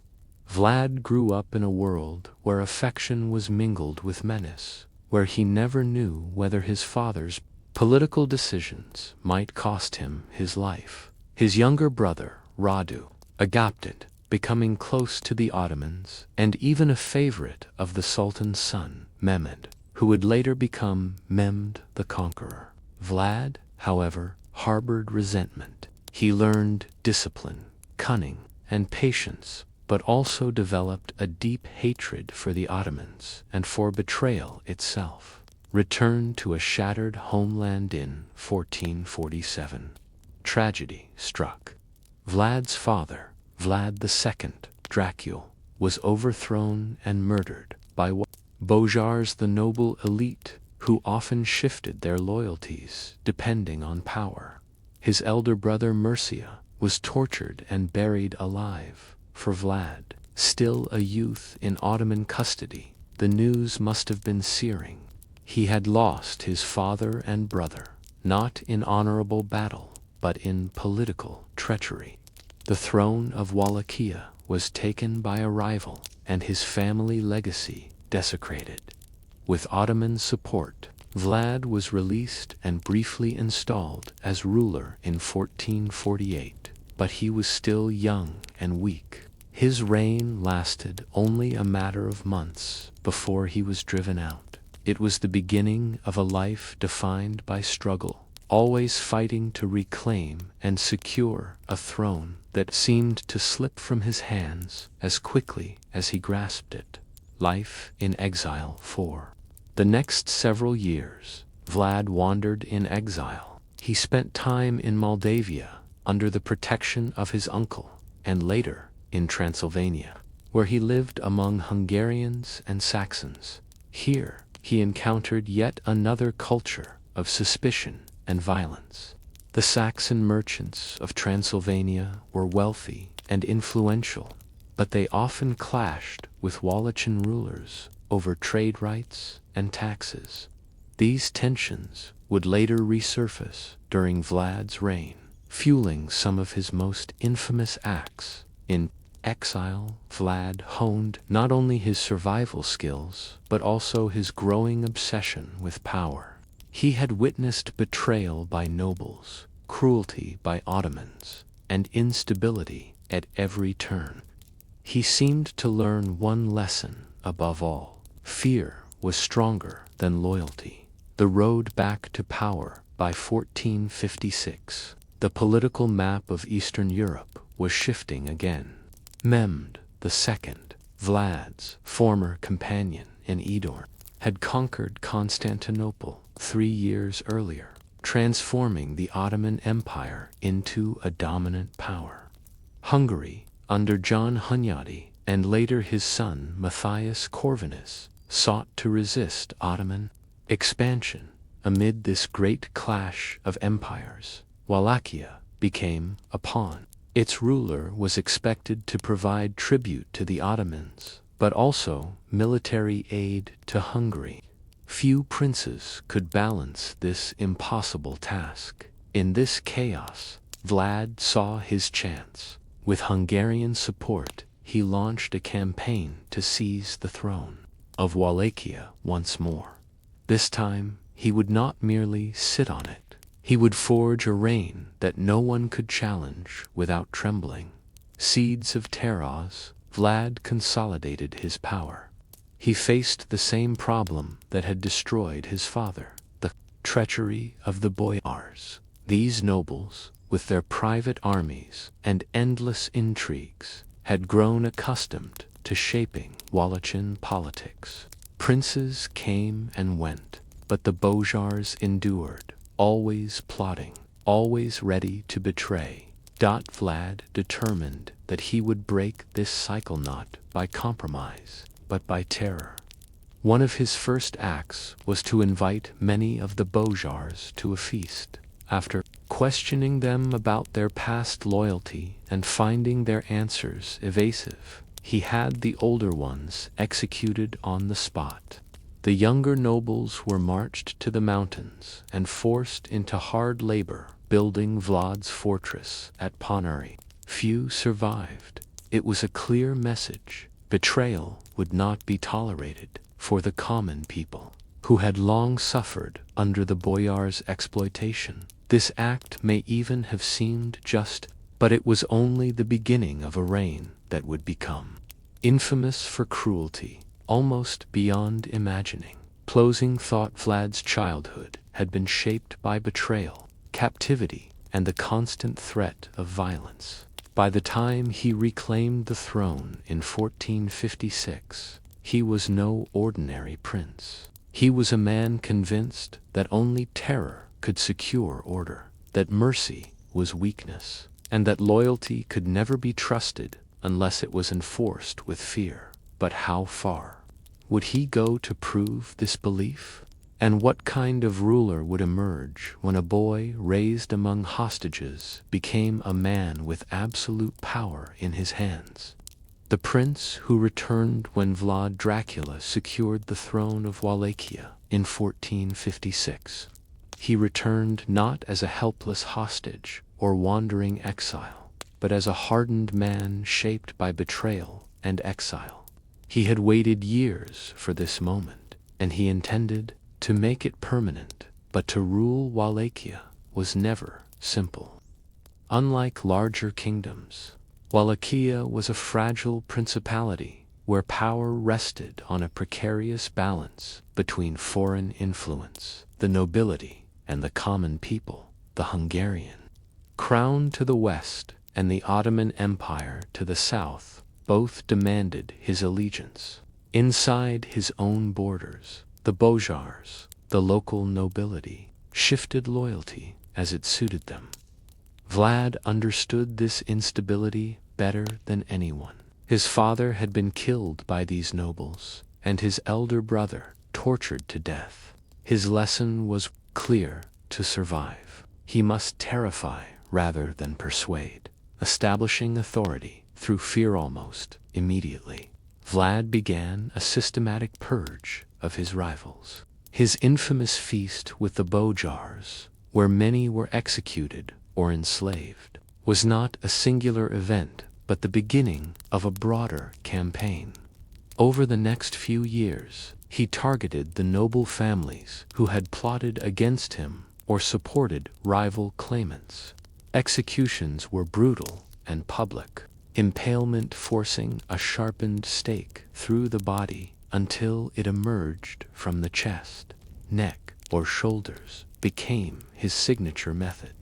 Victims might linger in agony for hours or even days, their bodies left on display as warnings. The boy who remained quickly learned that survival depended on absolute obedience, but terror was not limited to the nobility. Vlad applied the same principles of rule to his entire principality. He believed that strict order could only be maintained through harsh discipline. The law of ruthlessness, one of the most persistent stories about Vlad, concerns his obsession with honesty and lawfulness among his people. According to legend, he placed a golden cup by the public fountain in Targovect, his capital. The cup was free for anyone to drink from, yet not a single person dared steal it for fear of impunity. Tales also tell of beggars and thieves being ruthlessly punished. In one account, Vlad invited all the poor and homeless of his land to a grand feast. After feeding them well, he locked the hall and set it ablaze, declaring that he had solved the problem of poverty. While such stories are often exaggerated, they reflect a truth about his reign. He saw harshness as a means of creating a disciplined, orderly society. For ordinary peasants, life under Vlad could seem strangely secure. Roads were safer, crime was reduced, and merchants could travel without fear of robbery. Yet the cost of such security was always the same: a reign of terror that punished even small infractions with extreme cruelty. War with the Ottomans. Vlad's policies at home were only one part of his rule. Beyond Wallachia, the shadow of the Ottoman Empire loomed larger than ever. Sultan Mehmed II, the same Mehmed who had once been his companion in Edirne, had conquered Constantinople in 1453, turning it into Istanbul, the jewel of a growing empire. He demanded tribute from Wallachia, as he did from many other states in the region. For a time, Vlad paid the tribute, but he had no intention of remaining a submissive vassal. In 1461, he openly defied the Sultan, refusing to send the annual gold and even capturing Ottoman envoys and impaling them as a message. Soon, the borderlands between Wallachia and the Ottoman Empire erupted into war. Vlad conducted raids deep into Ottoman territory, burning villages, slaughtering soldiers, and spreading fear with his ruthless tactics. The night attack at Targovisteperps, the most famous moment of this conflict, came in 1462 during the night attack at Targovekt. The Ottomans had sent a massive army, said to number over 100,000, to crush Vlad's rebellion. By comparison, Vlad commanded perhaps 20,000 to 30,000 men, many of them poorly equipped. Facing such odds, a pitched battle was impossible. Instead, Vlad turned to guerrilla tactics.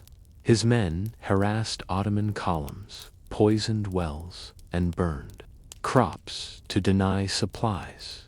Then, one night in June 1462, Vlad launched a daring attack directly on the Ottoman camp. Under cover of darkness, his troops infiltrated the enemy lines, striking with sudden ferocity. Chaos spread as tents burned, soldiers panicked, and shouts of alarm echoed. The goal was not complete victory, but assassination. Vlad aimed to kill Sultan Mehmed himself. Although the Sultan escaped, the raid terrified the Ottomans. For hours, confusion reigned, and thousands of soldiers were killed. This single act demonstrated both Vlad's cunning and his reliance on terror. He could not match the Ottomans in open war, but he could make them fear him. The forest of the impaled. After the failed night raid, the Ottomans advanced deeper into Wallachia. Yet, when they approached the capital, Targovekt, they found a sight so horrifying that it shook even battle-hardened soldiers outside the city. Vlad had arranged what chroniclers called the Forest of the Impaled. Some 20,000 Ottoman prisoner soldiers, civilians, and captives had been executed and displayed on stakes. The gruesome spectacle stretched for miles, a macabre forest of human suffering.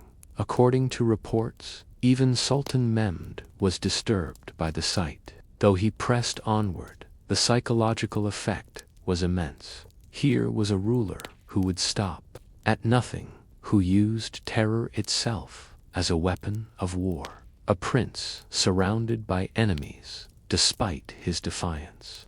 Vlad's position grew precarious. His reliance on cruelty made him enemies, not only among the Ottomans, but also among his own people and neighboring powers. The Saxon merchants of Transylvania, angered by his policies, spread lurid tales of his atrocious stories that would later form the foundation of his dark legend. Pamphlets printed in Germany depicted him as a bloodthirsty monster, feasting at tables surrounded by impaled victims. Meanwhile, his younger brother Radu, who had grown up in Ottoman favor, was sent to replace him. Many Wallachian Bojars, weary of Vlad's tyranny, defected to Radu's side. By late 1462, Vlad was forced to flee, abandoning his throne. He sought refuge in Hungary, only to be imprisoned by Matthias Corvinus, the shadow of his name, though he would later return briefly to power. Vlad's reign of terror between 1456 and 1462 had already cemented his reputation. He was both feared and hated, admired and despised to some. He was a defender of Christian Europe, a prince who had stood against the Ottomans when few dared. To others, he was a sadist whose cruelty knew no limits. The truth lay somewhere in between. Vlad ruled through fear because he believed it was the only way to survive in a land torn apart by betrayal and caught between two mighty empires. Yet, in doing so, he created a legacy of horror that would outlive him by centuries. Closing thought: by the time Vlad fled into exile in 1462, he had shown the world the terrifying extremes of his rule. He had brought order to Wallachia, but at the cost of thousands of lives. He had defied the Ottoman Empire, but left his own land devastated. And yet, even in disgrace, his name carried a power that others could not ignore. The question remained. When Vlad returned for his final reign, would he redeem his legacy or plunge once more into terror without restraint? Prisoner of the Hungarians after his dramatic fall from power in 1462, Vlad Dracula found himself not in a triumphant exile, but in chains. He had sought refuge with King Matthias Corvinus of Hungary, expecting aid against the Ottomans and his brother Radu. Instead, Matthias, pressured by both politics and the terrifying stories of Vlad's cruelty, had him arrested for more than a decade. Vlad languished in captivity. Accounts differ about the conditions of his imprisonment. Some sources suggest he was treated harshly, locked away like a criminal. Others hint that he was held under a kind of house arrest, free enough to live a semi-noble life, but stripped of real power. Legends even claim he continued his brutal habits in prison, capturing birds or mice and impaling them with tiny sticks, a grim echo of his former reign. Whatever the truth, this long imprisonment marked a strange pause in his turbulent life. Wallachia moved on without him. His brother Radu ruled under Ottoman support, while rival factions continued their endless shifting of loyalty. Vlad's name, however, never disappeared. Returned to power by the early 1470s, the political map of the Balkans was changing again. The Ottomans continued their advance, and Hungary once more looked for strong allies to resist them. Matthias Corvinus, perhaps realizing that Vlad still had value as a leader, released him from captivity. Vlad regained some influence at the Hungarian court and even married a relative of the king, strengthening his political ties. In 1476, with Hungarian support, Vlad launched a campaign to reclaim his throne. Marching into Wallachia, he succeeded in overthrowing the ruling prince, backed once again by Ottoman power. For a brief moment, Vlad was once more voivode of Wallachia. The final reign, but his return was fleeting. After more than a decade in captivity, his grip on power was weaker than before. Wallachia remained a land torn between two empires, and Vlad's old enemies had not forgotten him. Within months of his return, his forces faced renewed conflict with Ottoman-backed rivals. In late 1476, he fought a desperate battle near Bucharest. The details are murky, but most accounts agree that he was killed in combat. Some say he was struck down by Ottoman soldiers. Others claim he was betrayed by his own men. A few even whisper that Hungarian allies turned on him at the critical moment. Vlad's head was severed and sent to Sultan Mehmed II in Istanbul, preserved in honey as proof of his death. The Sultan displayed it on a stakan ironic end for the man who had made impalement his grim signature, the fate of his body. The location of Vlad's final resting place remains a mystery. Some traditions claim he was buried at Snagov Monastery, north of Bucharest, though excavations there have never confirmed this. Others believe his body was laid to rest elsewhere, or even that his bones were lost entirely. This uncertainty has only added to the legend. Like many figures of dark renown, his grave became a subject of rumor, mystery, and ghostly speculations from history to legend during his lifetime.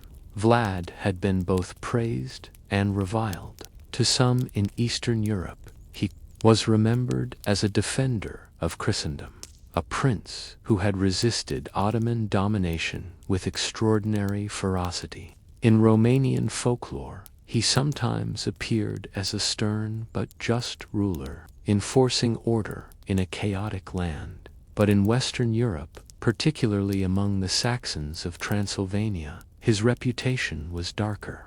The pamphlets they published in the late 15th century painted him as a monster, a sadist who drank blood, dined among the impaled, and found delight in torture.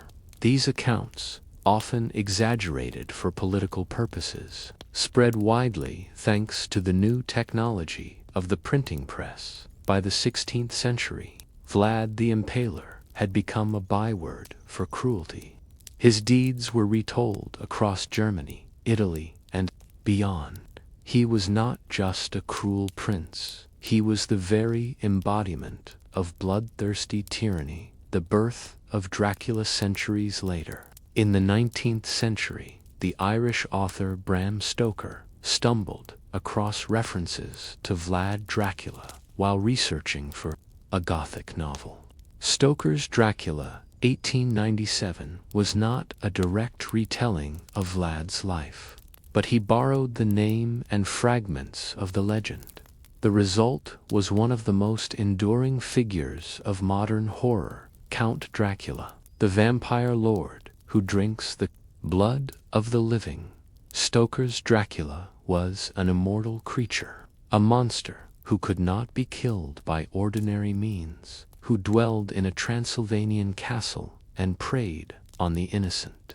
Though fictional, the name tied the character forever to the shadow of Vlad the Impaler. Thus, a brutal 15th century prince of Wallachia became the seed of one of the most famous monsters in world literature and film. Vlad's dual legacy today. Vlad's legacy remains deeply complex in Romania. He is often seen as a national hero, remembered for his resistance to Ottoman conquest and his defense of independence. However bloody his methods, statues and monuments honor him as a symbol of strength and patriotism. In the wider world, his reputation is darker. He is remembered chiefly as the Impaler, a ruler who made terror his weapon, a man whose cruelty shocked even his own age. And in popular culture, his name is forever tied to Dracula, the vampire lord, blurring the line between fact and fiction. What is striking is how both sides of his reputation grew from the same reality. His cruelty and brutality were undeniable, but so was his determination to resist foreign domination in a land caught between empires. He was, in truth, both tyrant and warrior, both monster and symbol of defiance. Closing reflection. Vlad the Impaler. Life was short, bloody, and filled with contradictions. He was shaped by betrayal and exile, rose to power through fear, and defied one of the greatest empires of his time. His end was violent, his grave uncertain, his story twisted into legend. And yet, more than 5 centuries later, his name still carries power. It conjures both the memory of a cruel medieval prince and the shadow of a vampire who stalks the night. History and myth rarely intertwine so closely. In Vlad's case, they became inseparable, from the blood-soaked fields of Wallachia to the pages of Gothic fiction. His reign endures as a reminder of how thin the line can be between ruler and monster. Story 5. Charles VI of France, the mad king who lost his fragile kingdom. It is the year 1380, and the kingdom of France is weary. The 100 Years' War with England has dragged on for decades, leaving fields burned, villages abandoned, and the countryside haunted by roaming bands of soldiers. When King Charles V dies in September of that year, the throne passes not to a seasoned ruler, but to his son, a boy of just 11 years old. His name is Charles VI, a child who suddenly becomes the most important figure in one of Europe's greatest kingdoms. Already the boy is burdened by the heavy weight of expectation. His father had been called Charles the Wise for his careful governance, his reforms, and his victories against the English. The court, the nobility, and the people all hoped the boy would continue that legacy. But the kingdom he inherited was fragile, and Charles himself, though intelligent and promising, would one day prove tragically unfit for the crown, regents, and uncles. Because Charles was too young to rule, power fell to his uncles, the Dukes of Anjou, Berry, and Burgundy. Each was ambitious, and each sought to profit from their position as regent. The uncles spent lavishly, draining the treasury with their extravagance, and imposed new taxes that deepened the misery of the people. Instead of continuing the wise policies of Charles V, they pursued their own rivalries and ambitions. The kingdom began to splinter. Local revolts erupted. Nobles grew restless, and the English, ever the enemy, watched for weakness. But young Charles grew impatient under the guidance of his uncles. He wanted to rule in his own right. In 1388, at the age of 20, he declared himself king in more than name. He dismissed his uncles and placed his trust in a circle of his father's former advisors, known as the marmosets. For a time, the kingdom seemed to revive. The king in his prime, Charles V, in his 20s, was remembered as vigorous, handsome, and eager to rule well. He took an interest in justice and governance. His advisors sought to restore order, repair the treasury, and maintain peace with England. This was perhaps the brightest period of his reign, a short window of promise before the darkness to come. Charles also married during these years. In 1385, he wed Isabeau of Bavaria, a young woman of only 15 years old. She was striking, intelligent, and politically astute. Together, they began building a royal family, with children who might secure the dynasty's future. But beneath the surface, something troubling stirred in the king's mind. The first signs, in 1392, during a military campaign against Brittany, Charles suffered his first severe episode. The army was marching through the summer heat when a madman darted out of the forest, shouting warnings that the king would be betrayed. The strange encounter seemed to unbalance Charles, filling him with dread and paranoia. Soon after, while riding with his men, Charles suddenly drew his sword and turned on his own companions. In a frenzy, he attacked, striking down several of his loyal knights before being subdued. When the fit passed, Charles collapsed into exhaustion, horrified by what he had done. It was the first of many breakdowns that would come to define his reign. Madness takes hold at first. The attacks came sporadically. Sometimes Charles was lucid, calm, and capable. At other times, he descended into confusion, violence, or delirium. He suffered from delusions. At one point, he believed he was made of glass, fragile enough that a touch might shatter him.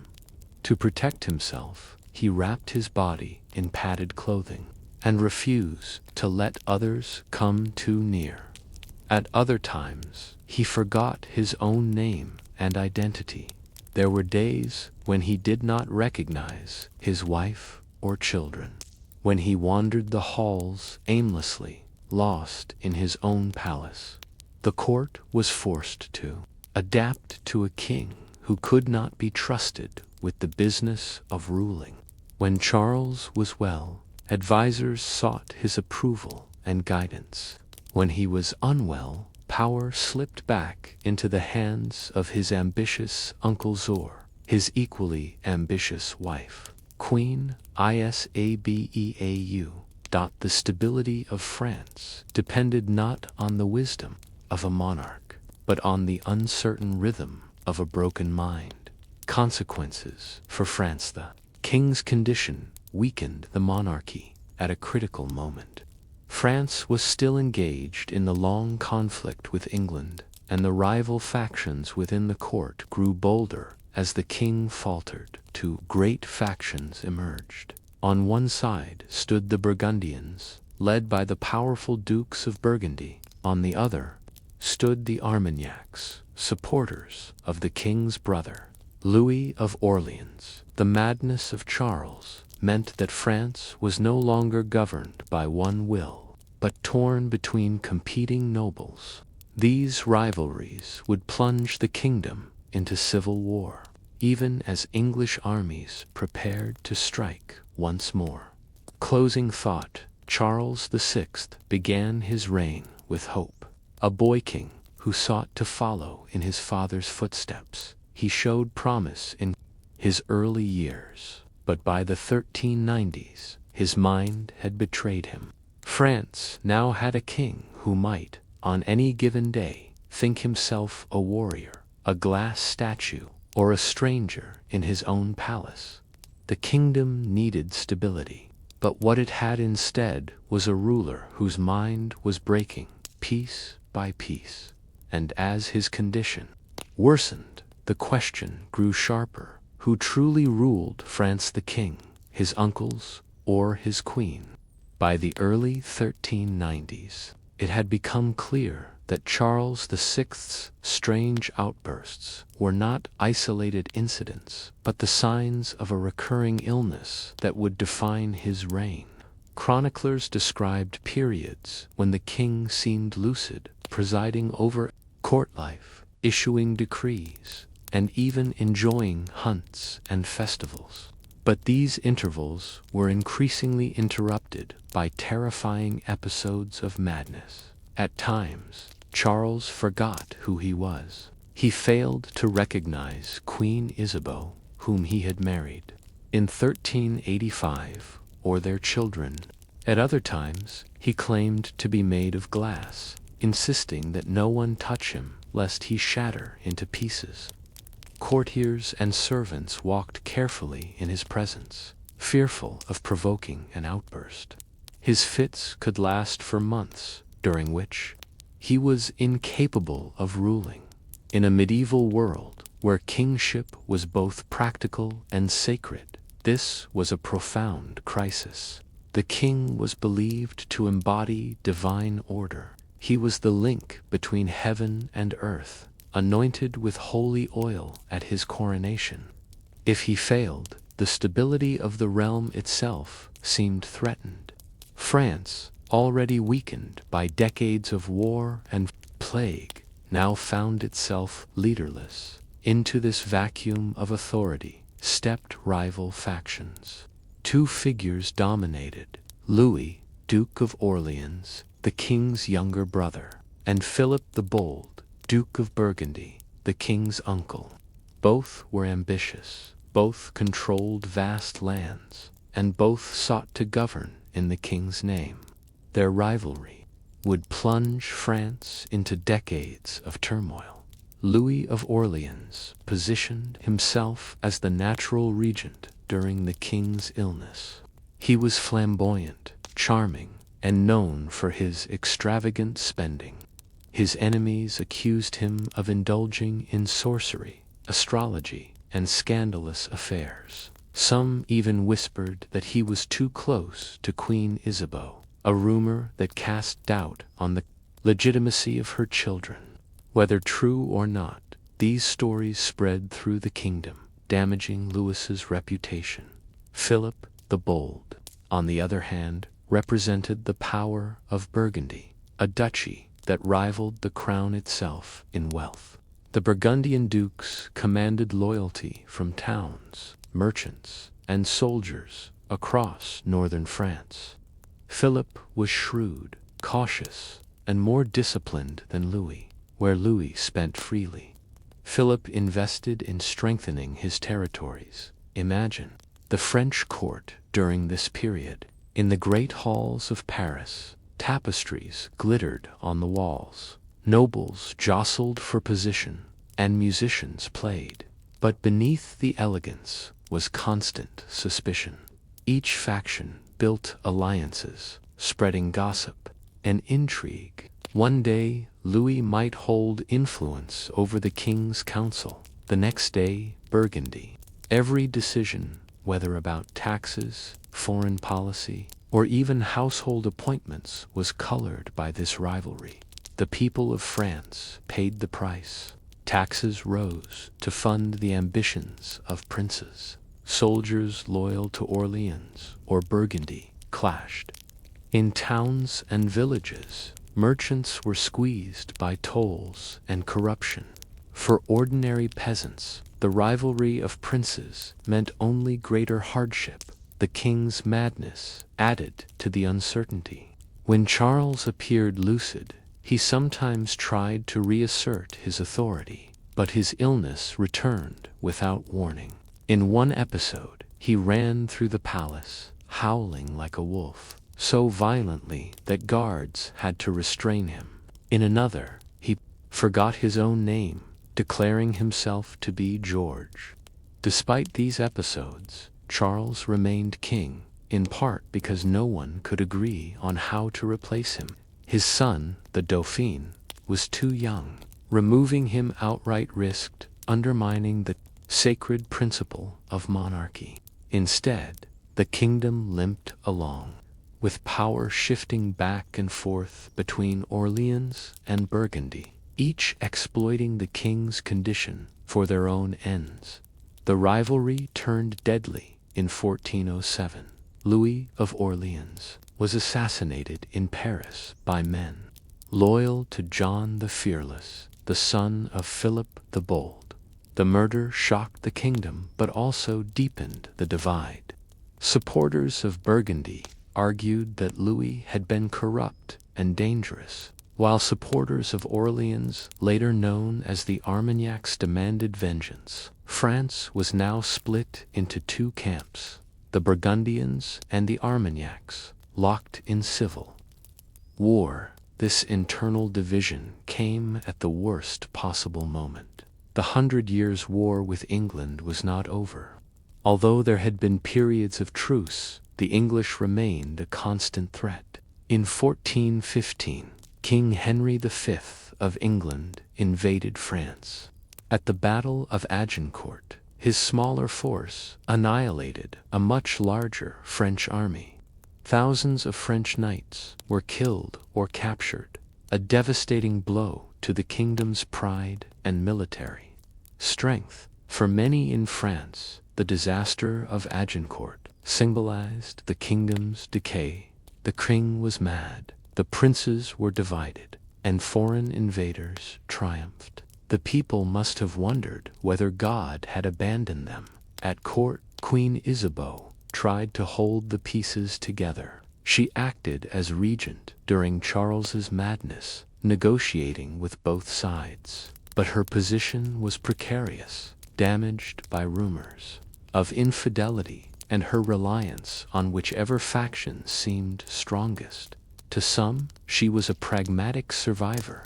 To others, she was a symbol of corruption. Through all this, Charles himself remained a tragic figure.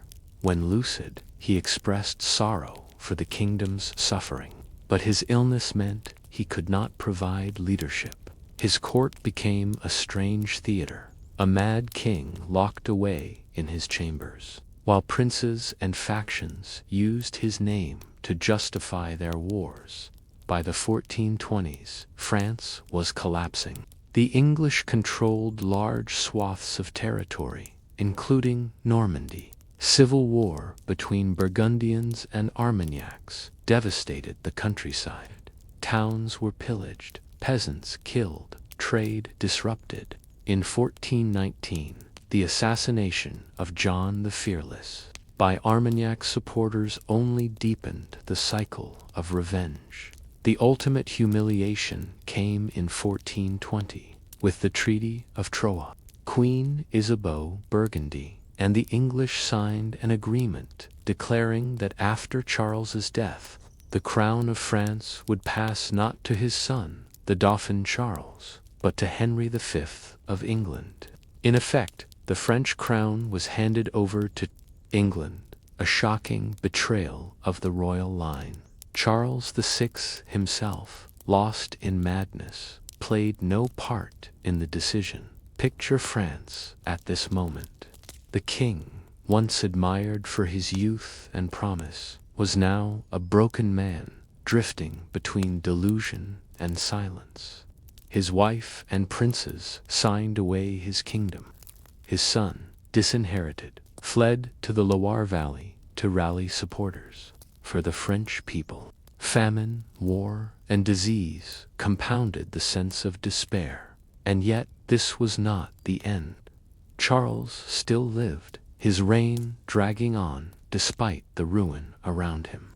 His very survival prolonged the kingdom's suffering, for until he died, the Treaty of Troyes could not be fully implemented. France seemed trapped, waiting for the inevitable end of a king who no longer ruled. As we leave this section, Charles V stands as a tragic figure, once a hopeful young monarch, now a madman whose illness had become the stage upon which France's great families tore the kingdom apart. His reign had turned France into a battlefield of factions and invaders, and the monarchy itself teetered on collapse. But how would his reign finally end, and what legacy could possibly be salvaged from such devastation? The fragile rhythm of laughter, the king's breakdown in 1392. Life at the French court fell into a strange rhythm.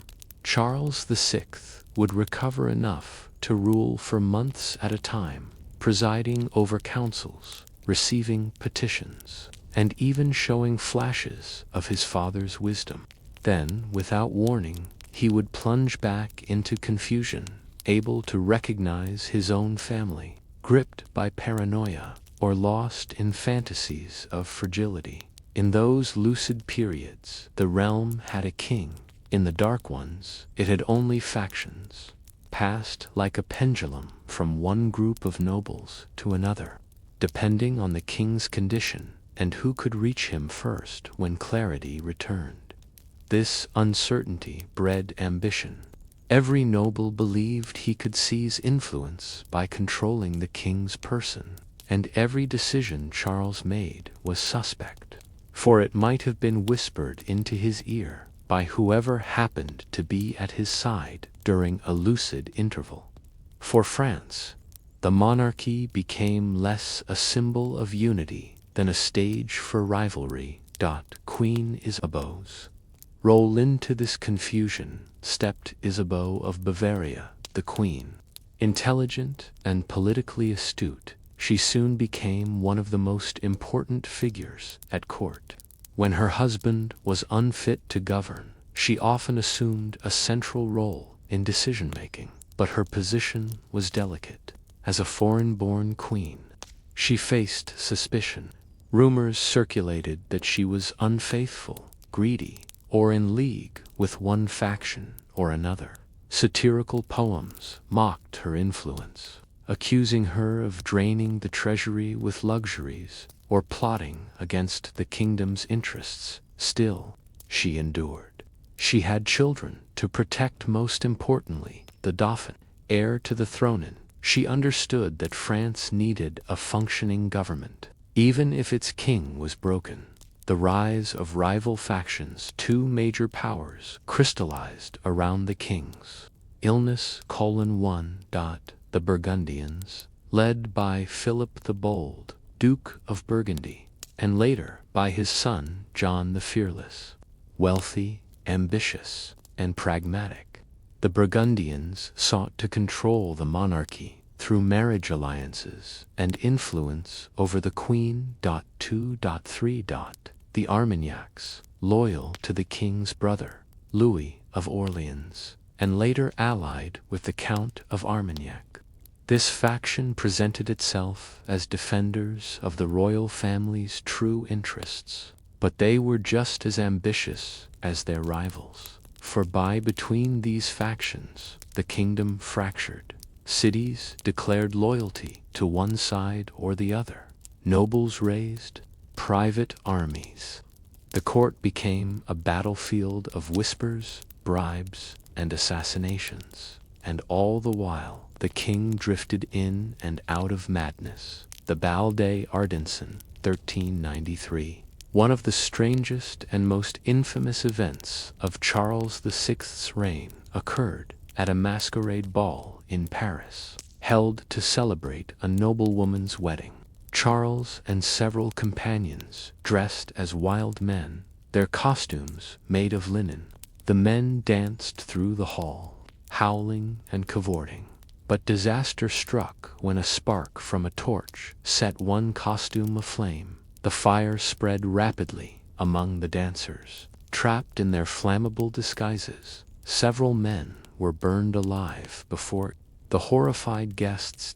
Charles survived only because his aunt, the Duchess of Berry, threw her skirts over him to smother the flames. The spectacle shocked the court and public alike, feeding the growing belief that France's king was cursed or mad beyond recovery. Assassination in Paris. The rivalry between the factions reached a breaking point in 1407. Louis of Orleans, the king's brother, had grown increasingly powerful, partly through his close relationship with Queen Isabeau. He was rumored to be her lover, claim that scandalized the court and fueled resentment. On a cold November evening in Paris, Louis was riding through the streets when he was ambushed by armed men. Dragged from his horse, he was hacked to death with swords and axes. The order had come from John the Fearless, Duke of Burgundy. The murder shocked France, but John quickly justified it. He claimed that Louis had been corrupt, greedy, and even guilty of sorcery. He presented himself as a patriot who had struck down a threat to the kingdom.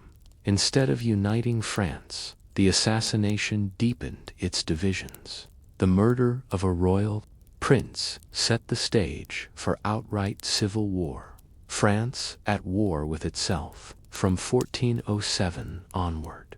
France was split between Armagnac's supporters of the slain Louis of Orleans and his heirs, and Burgundians, supporters of John the Fearless. Cities chose sides. Paris itself became Aix-Sagef Burgundian power, while other regions declared for the Armagnacs. The streets filled with propaganda songs and pamphlets. Rival armies clashed in the countryside, villages, and laying siege to towns. For the common people, it was a time of misery. Taxes rose, soldiers plundered, and justice vanished. Farmers abandoned fields, merchants fled trade routes, and famine loomed. And above it all sat Charles VI, a king unable to lead, drifting in and out of reality, sometimes recognizing his children, other times unable to recall his own name. The English return. The timing could not have been worse. While France tore itself apart, England revived its claims to the French throne. Under Henry V, the English renewed their campaigns in the 100 Years' War. In 1415, Henry invaded France with a well-trained army. That October, at the Battle of Agincourt, the French nobility suffered one of their worst defeats in history. Mud, disorganization, and overconfidence doomed the French knights, who were slaughtered by English longbowmen. Thousands of nobles were killed or captured. France's military strength was shattered. But Charles VI was too ill to rally the kingdom. He could not lead armies, inspire resistance, or negotiate peace.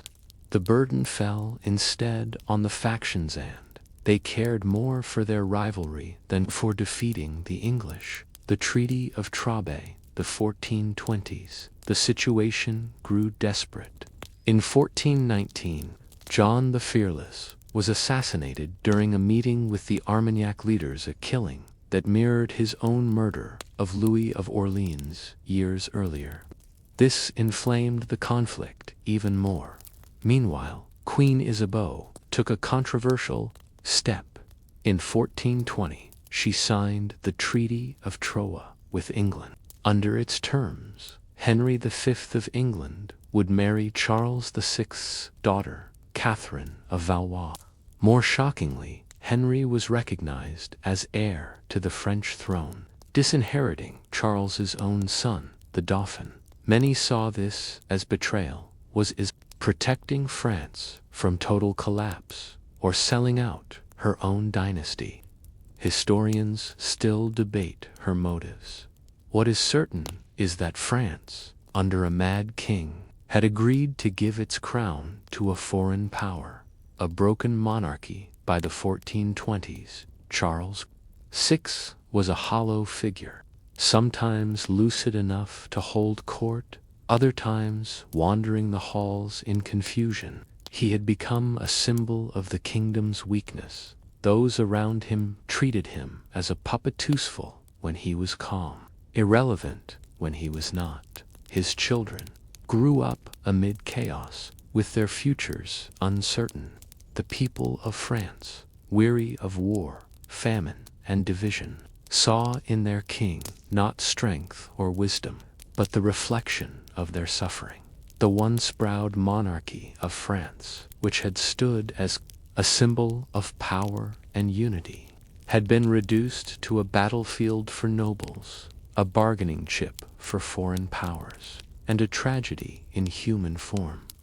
Closing thought. By the second decade of the 15th century, Charles VI's madness had transformed from a personal affliction into a national crisis. His unsteady mind had opened the door to factional war, assassination, and foreign conquest. France was now a kingdom in peril, its crown promised to England, its people divided, and its king lost in the shadows of his own broken mind. The question loomed: could France survive the reign of a king who no longer knew himself, let alone his kingdom? A kingdom in shadow. By the 1420s, France was no longer whole. The Treaty of Troyes had promised the crown of France to Henry V of England and his descendants, bypassing Charles VI's own son. The Dauphin, Charles, furious at being disinherited, established his own court in the south. France now had two claimants to its throne: an English king backed by Burgundian allies, and a French prince clinging to legitimacy. And at the center of this conflict, forgotten by many, was Charles VI himself, the man whose broken mind had allowed this collapse. Charles was not truly governing anymore. He was more an icon than a ruler, wheeled out for ceremonies when lucid, hidden away when ill.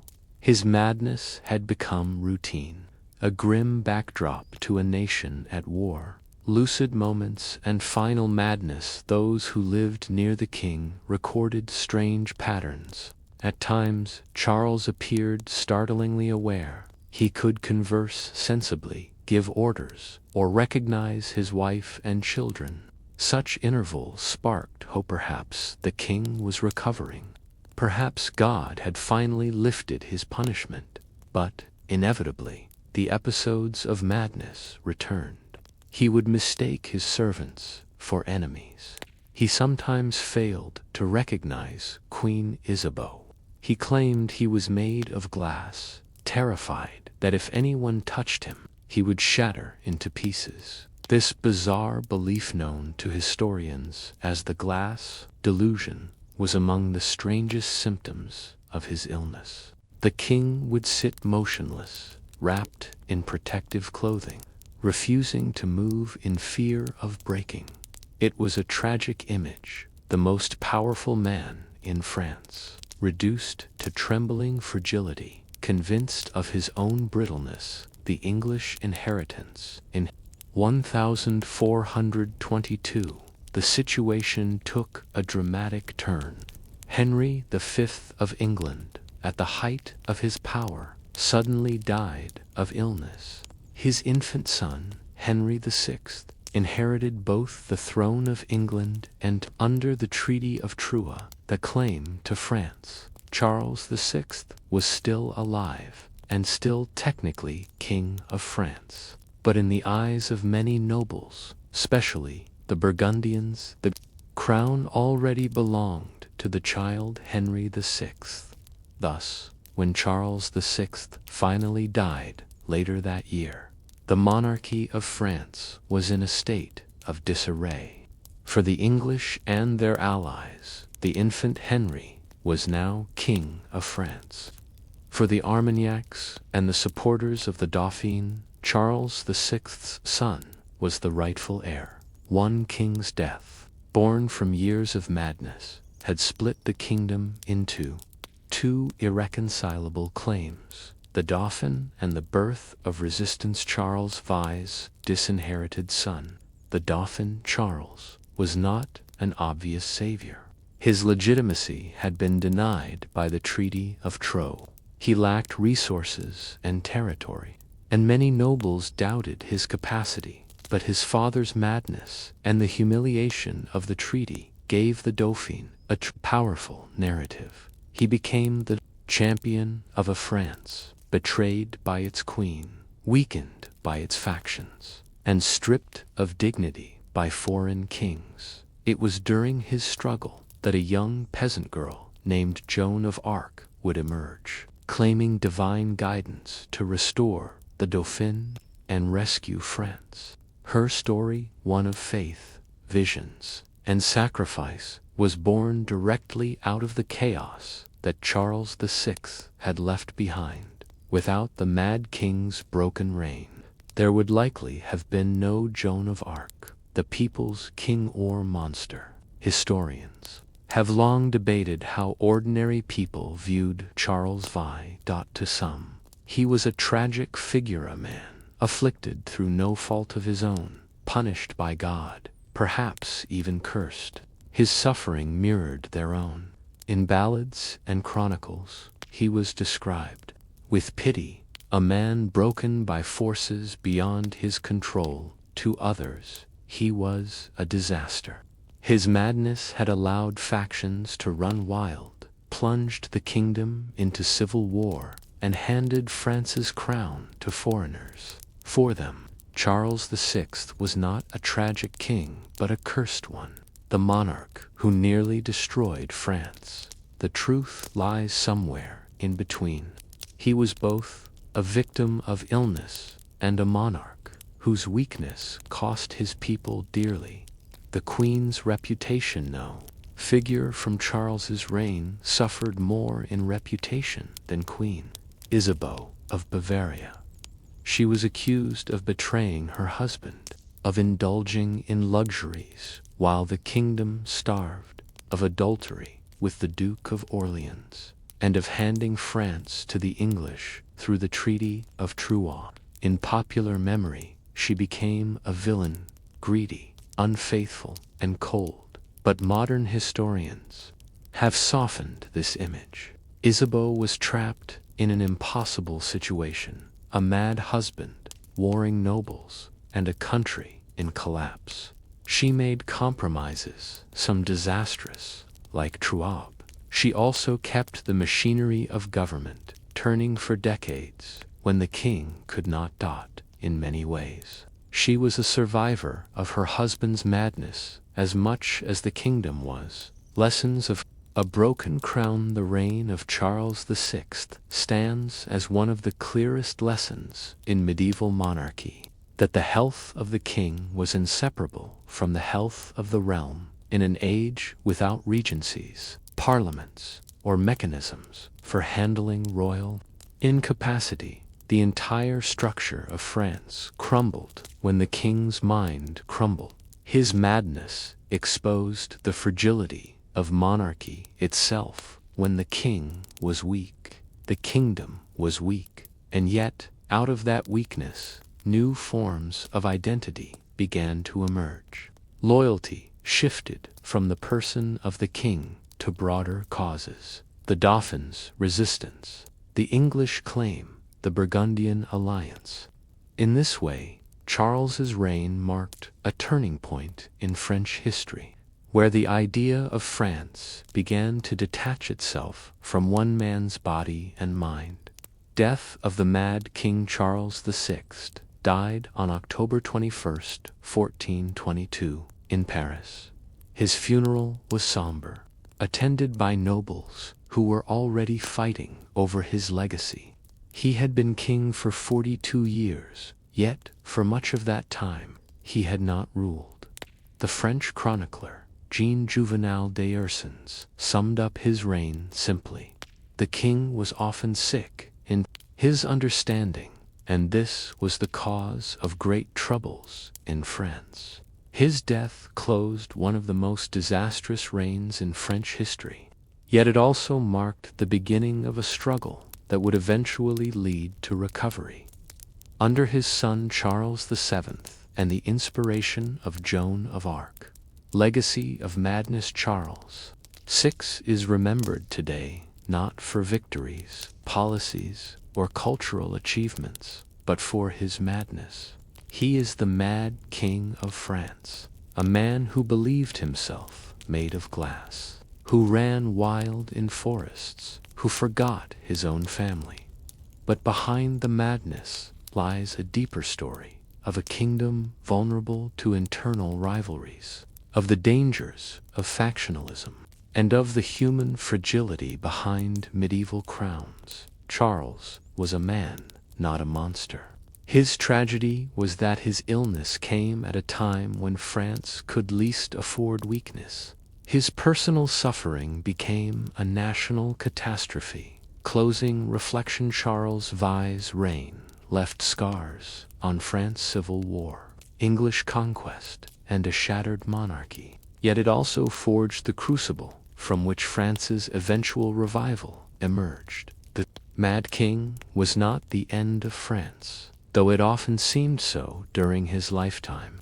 Instead, his broken crown became the backdrop for one of the greatest stories of national survival in history: the rise of Charles VII, the courage of Joan of Arc, and the eventual expulsion of the English asterisk. And so the memory of Charles VI endures, a man both pitied and blamed, whose fragile mind became a symbol of a fragile kingdom. A king who saw himself as glass and, in doing so, reflected the cracks of an entire nation. And so, The reigns of these kings come to an end, each leaving behind a legacy of terror, folly, or tragedy.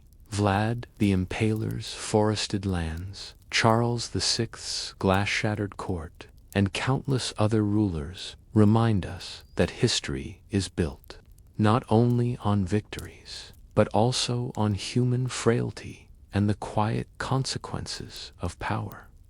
As you close your eyes tonight, let their lives fade into the shadows of memory, carrying with them the lessons of ambition, fear, and survival. The kings may be gone, but the echoes of their stories linger softly, quietly, endlessly. Sleep now in the gentle embrace of history.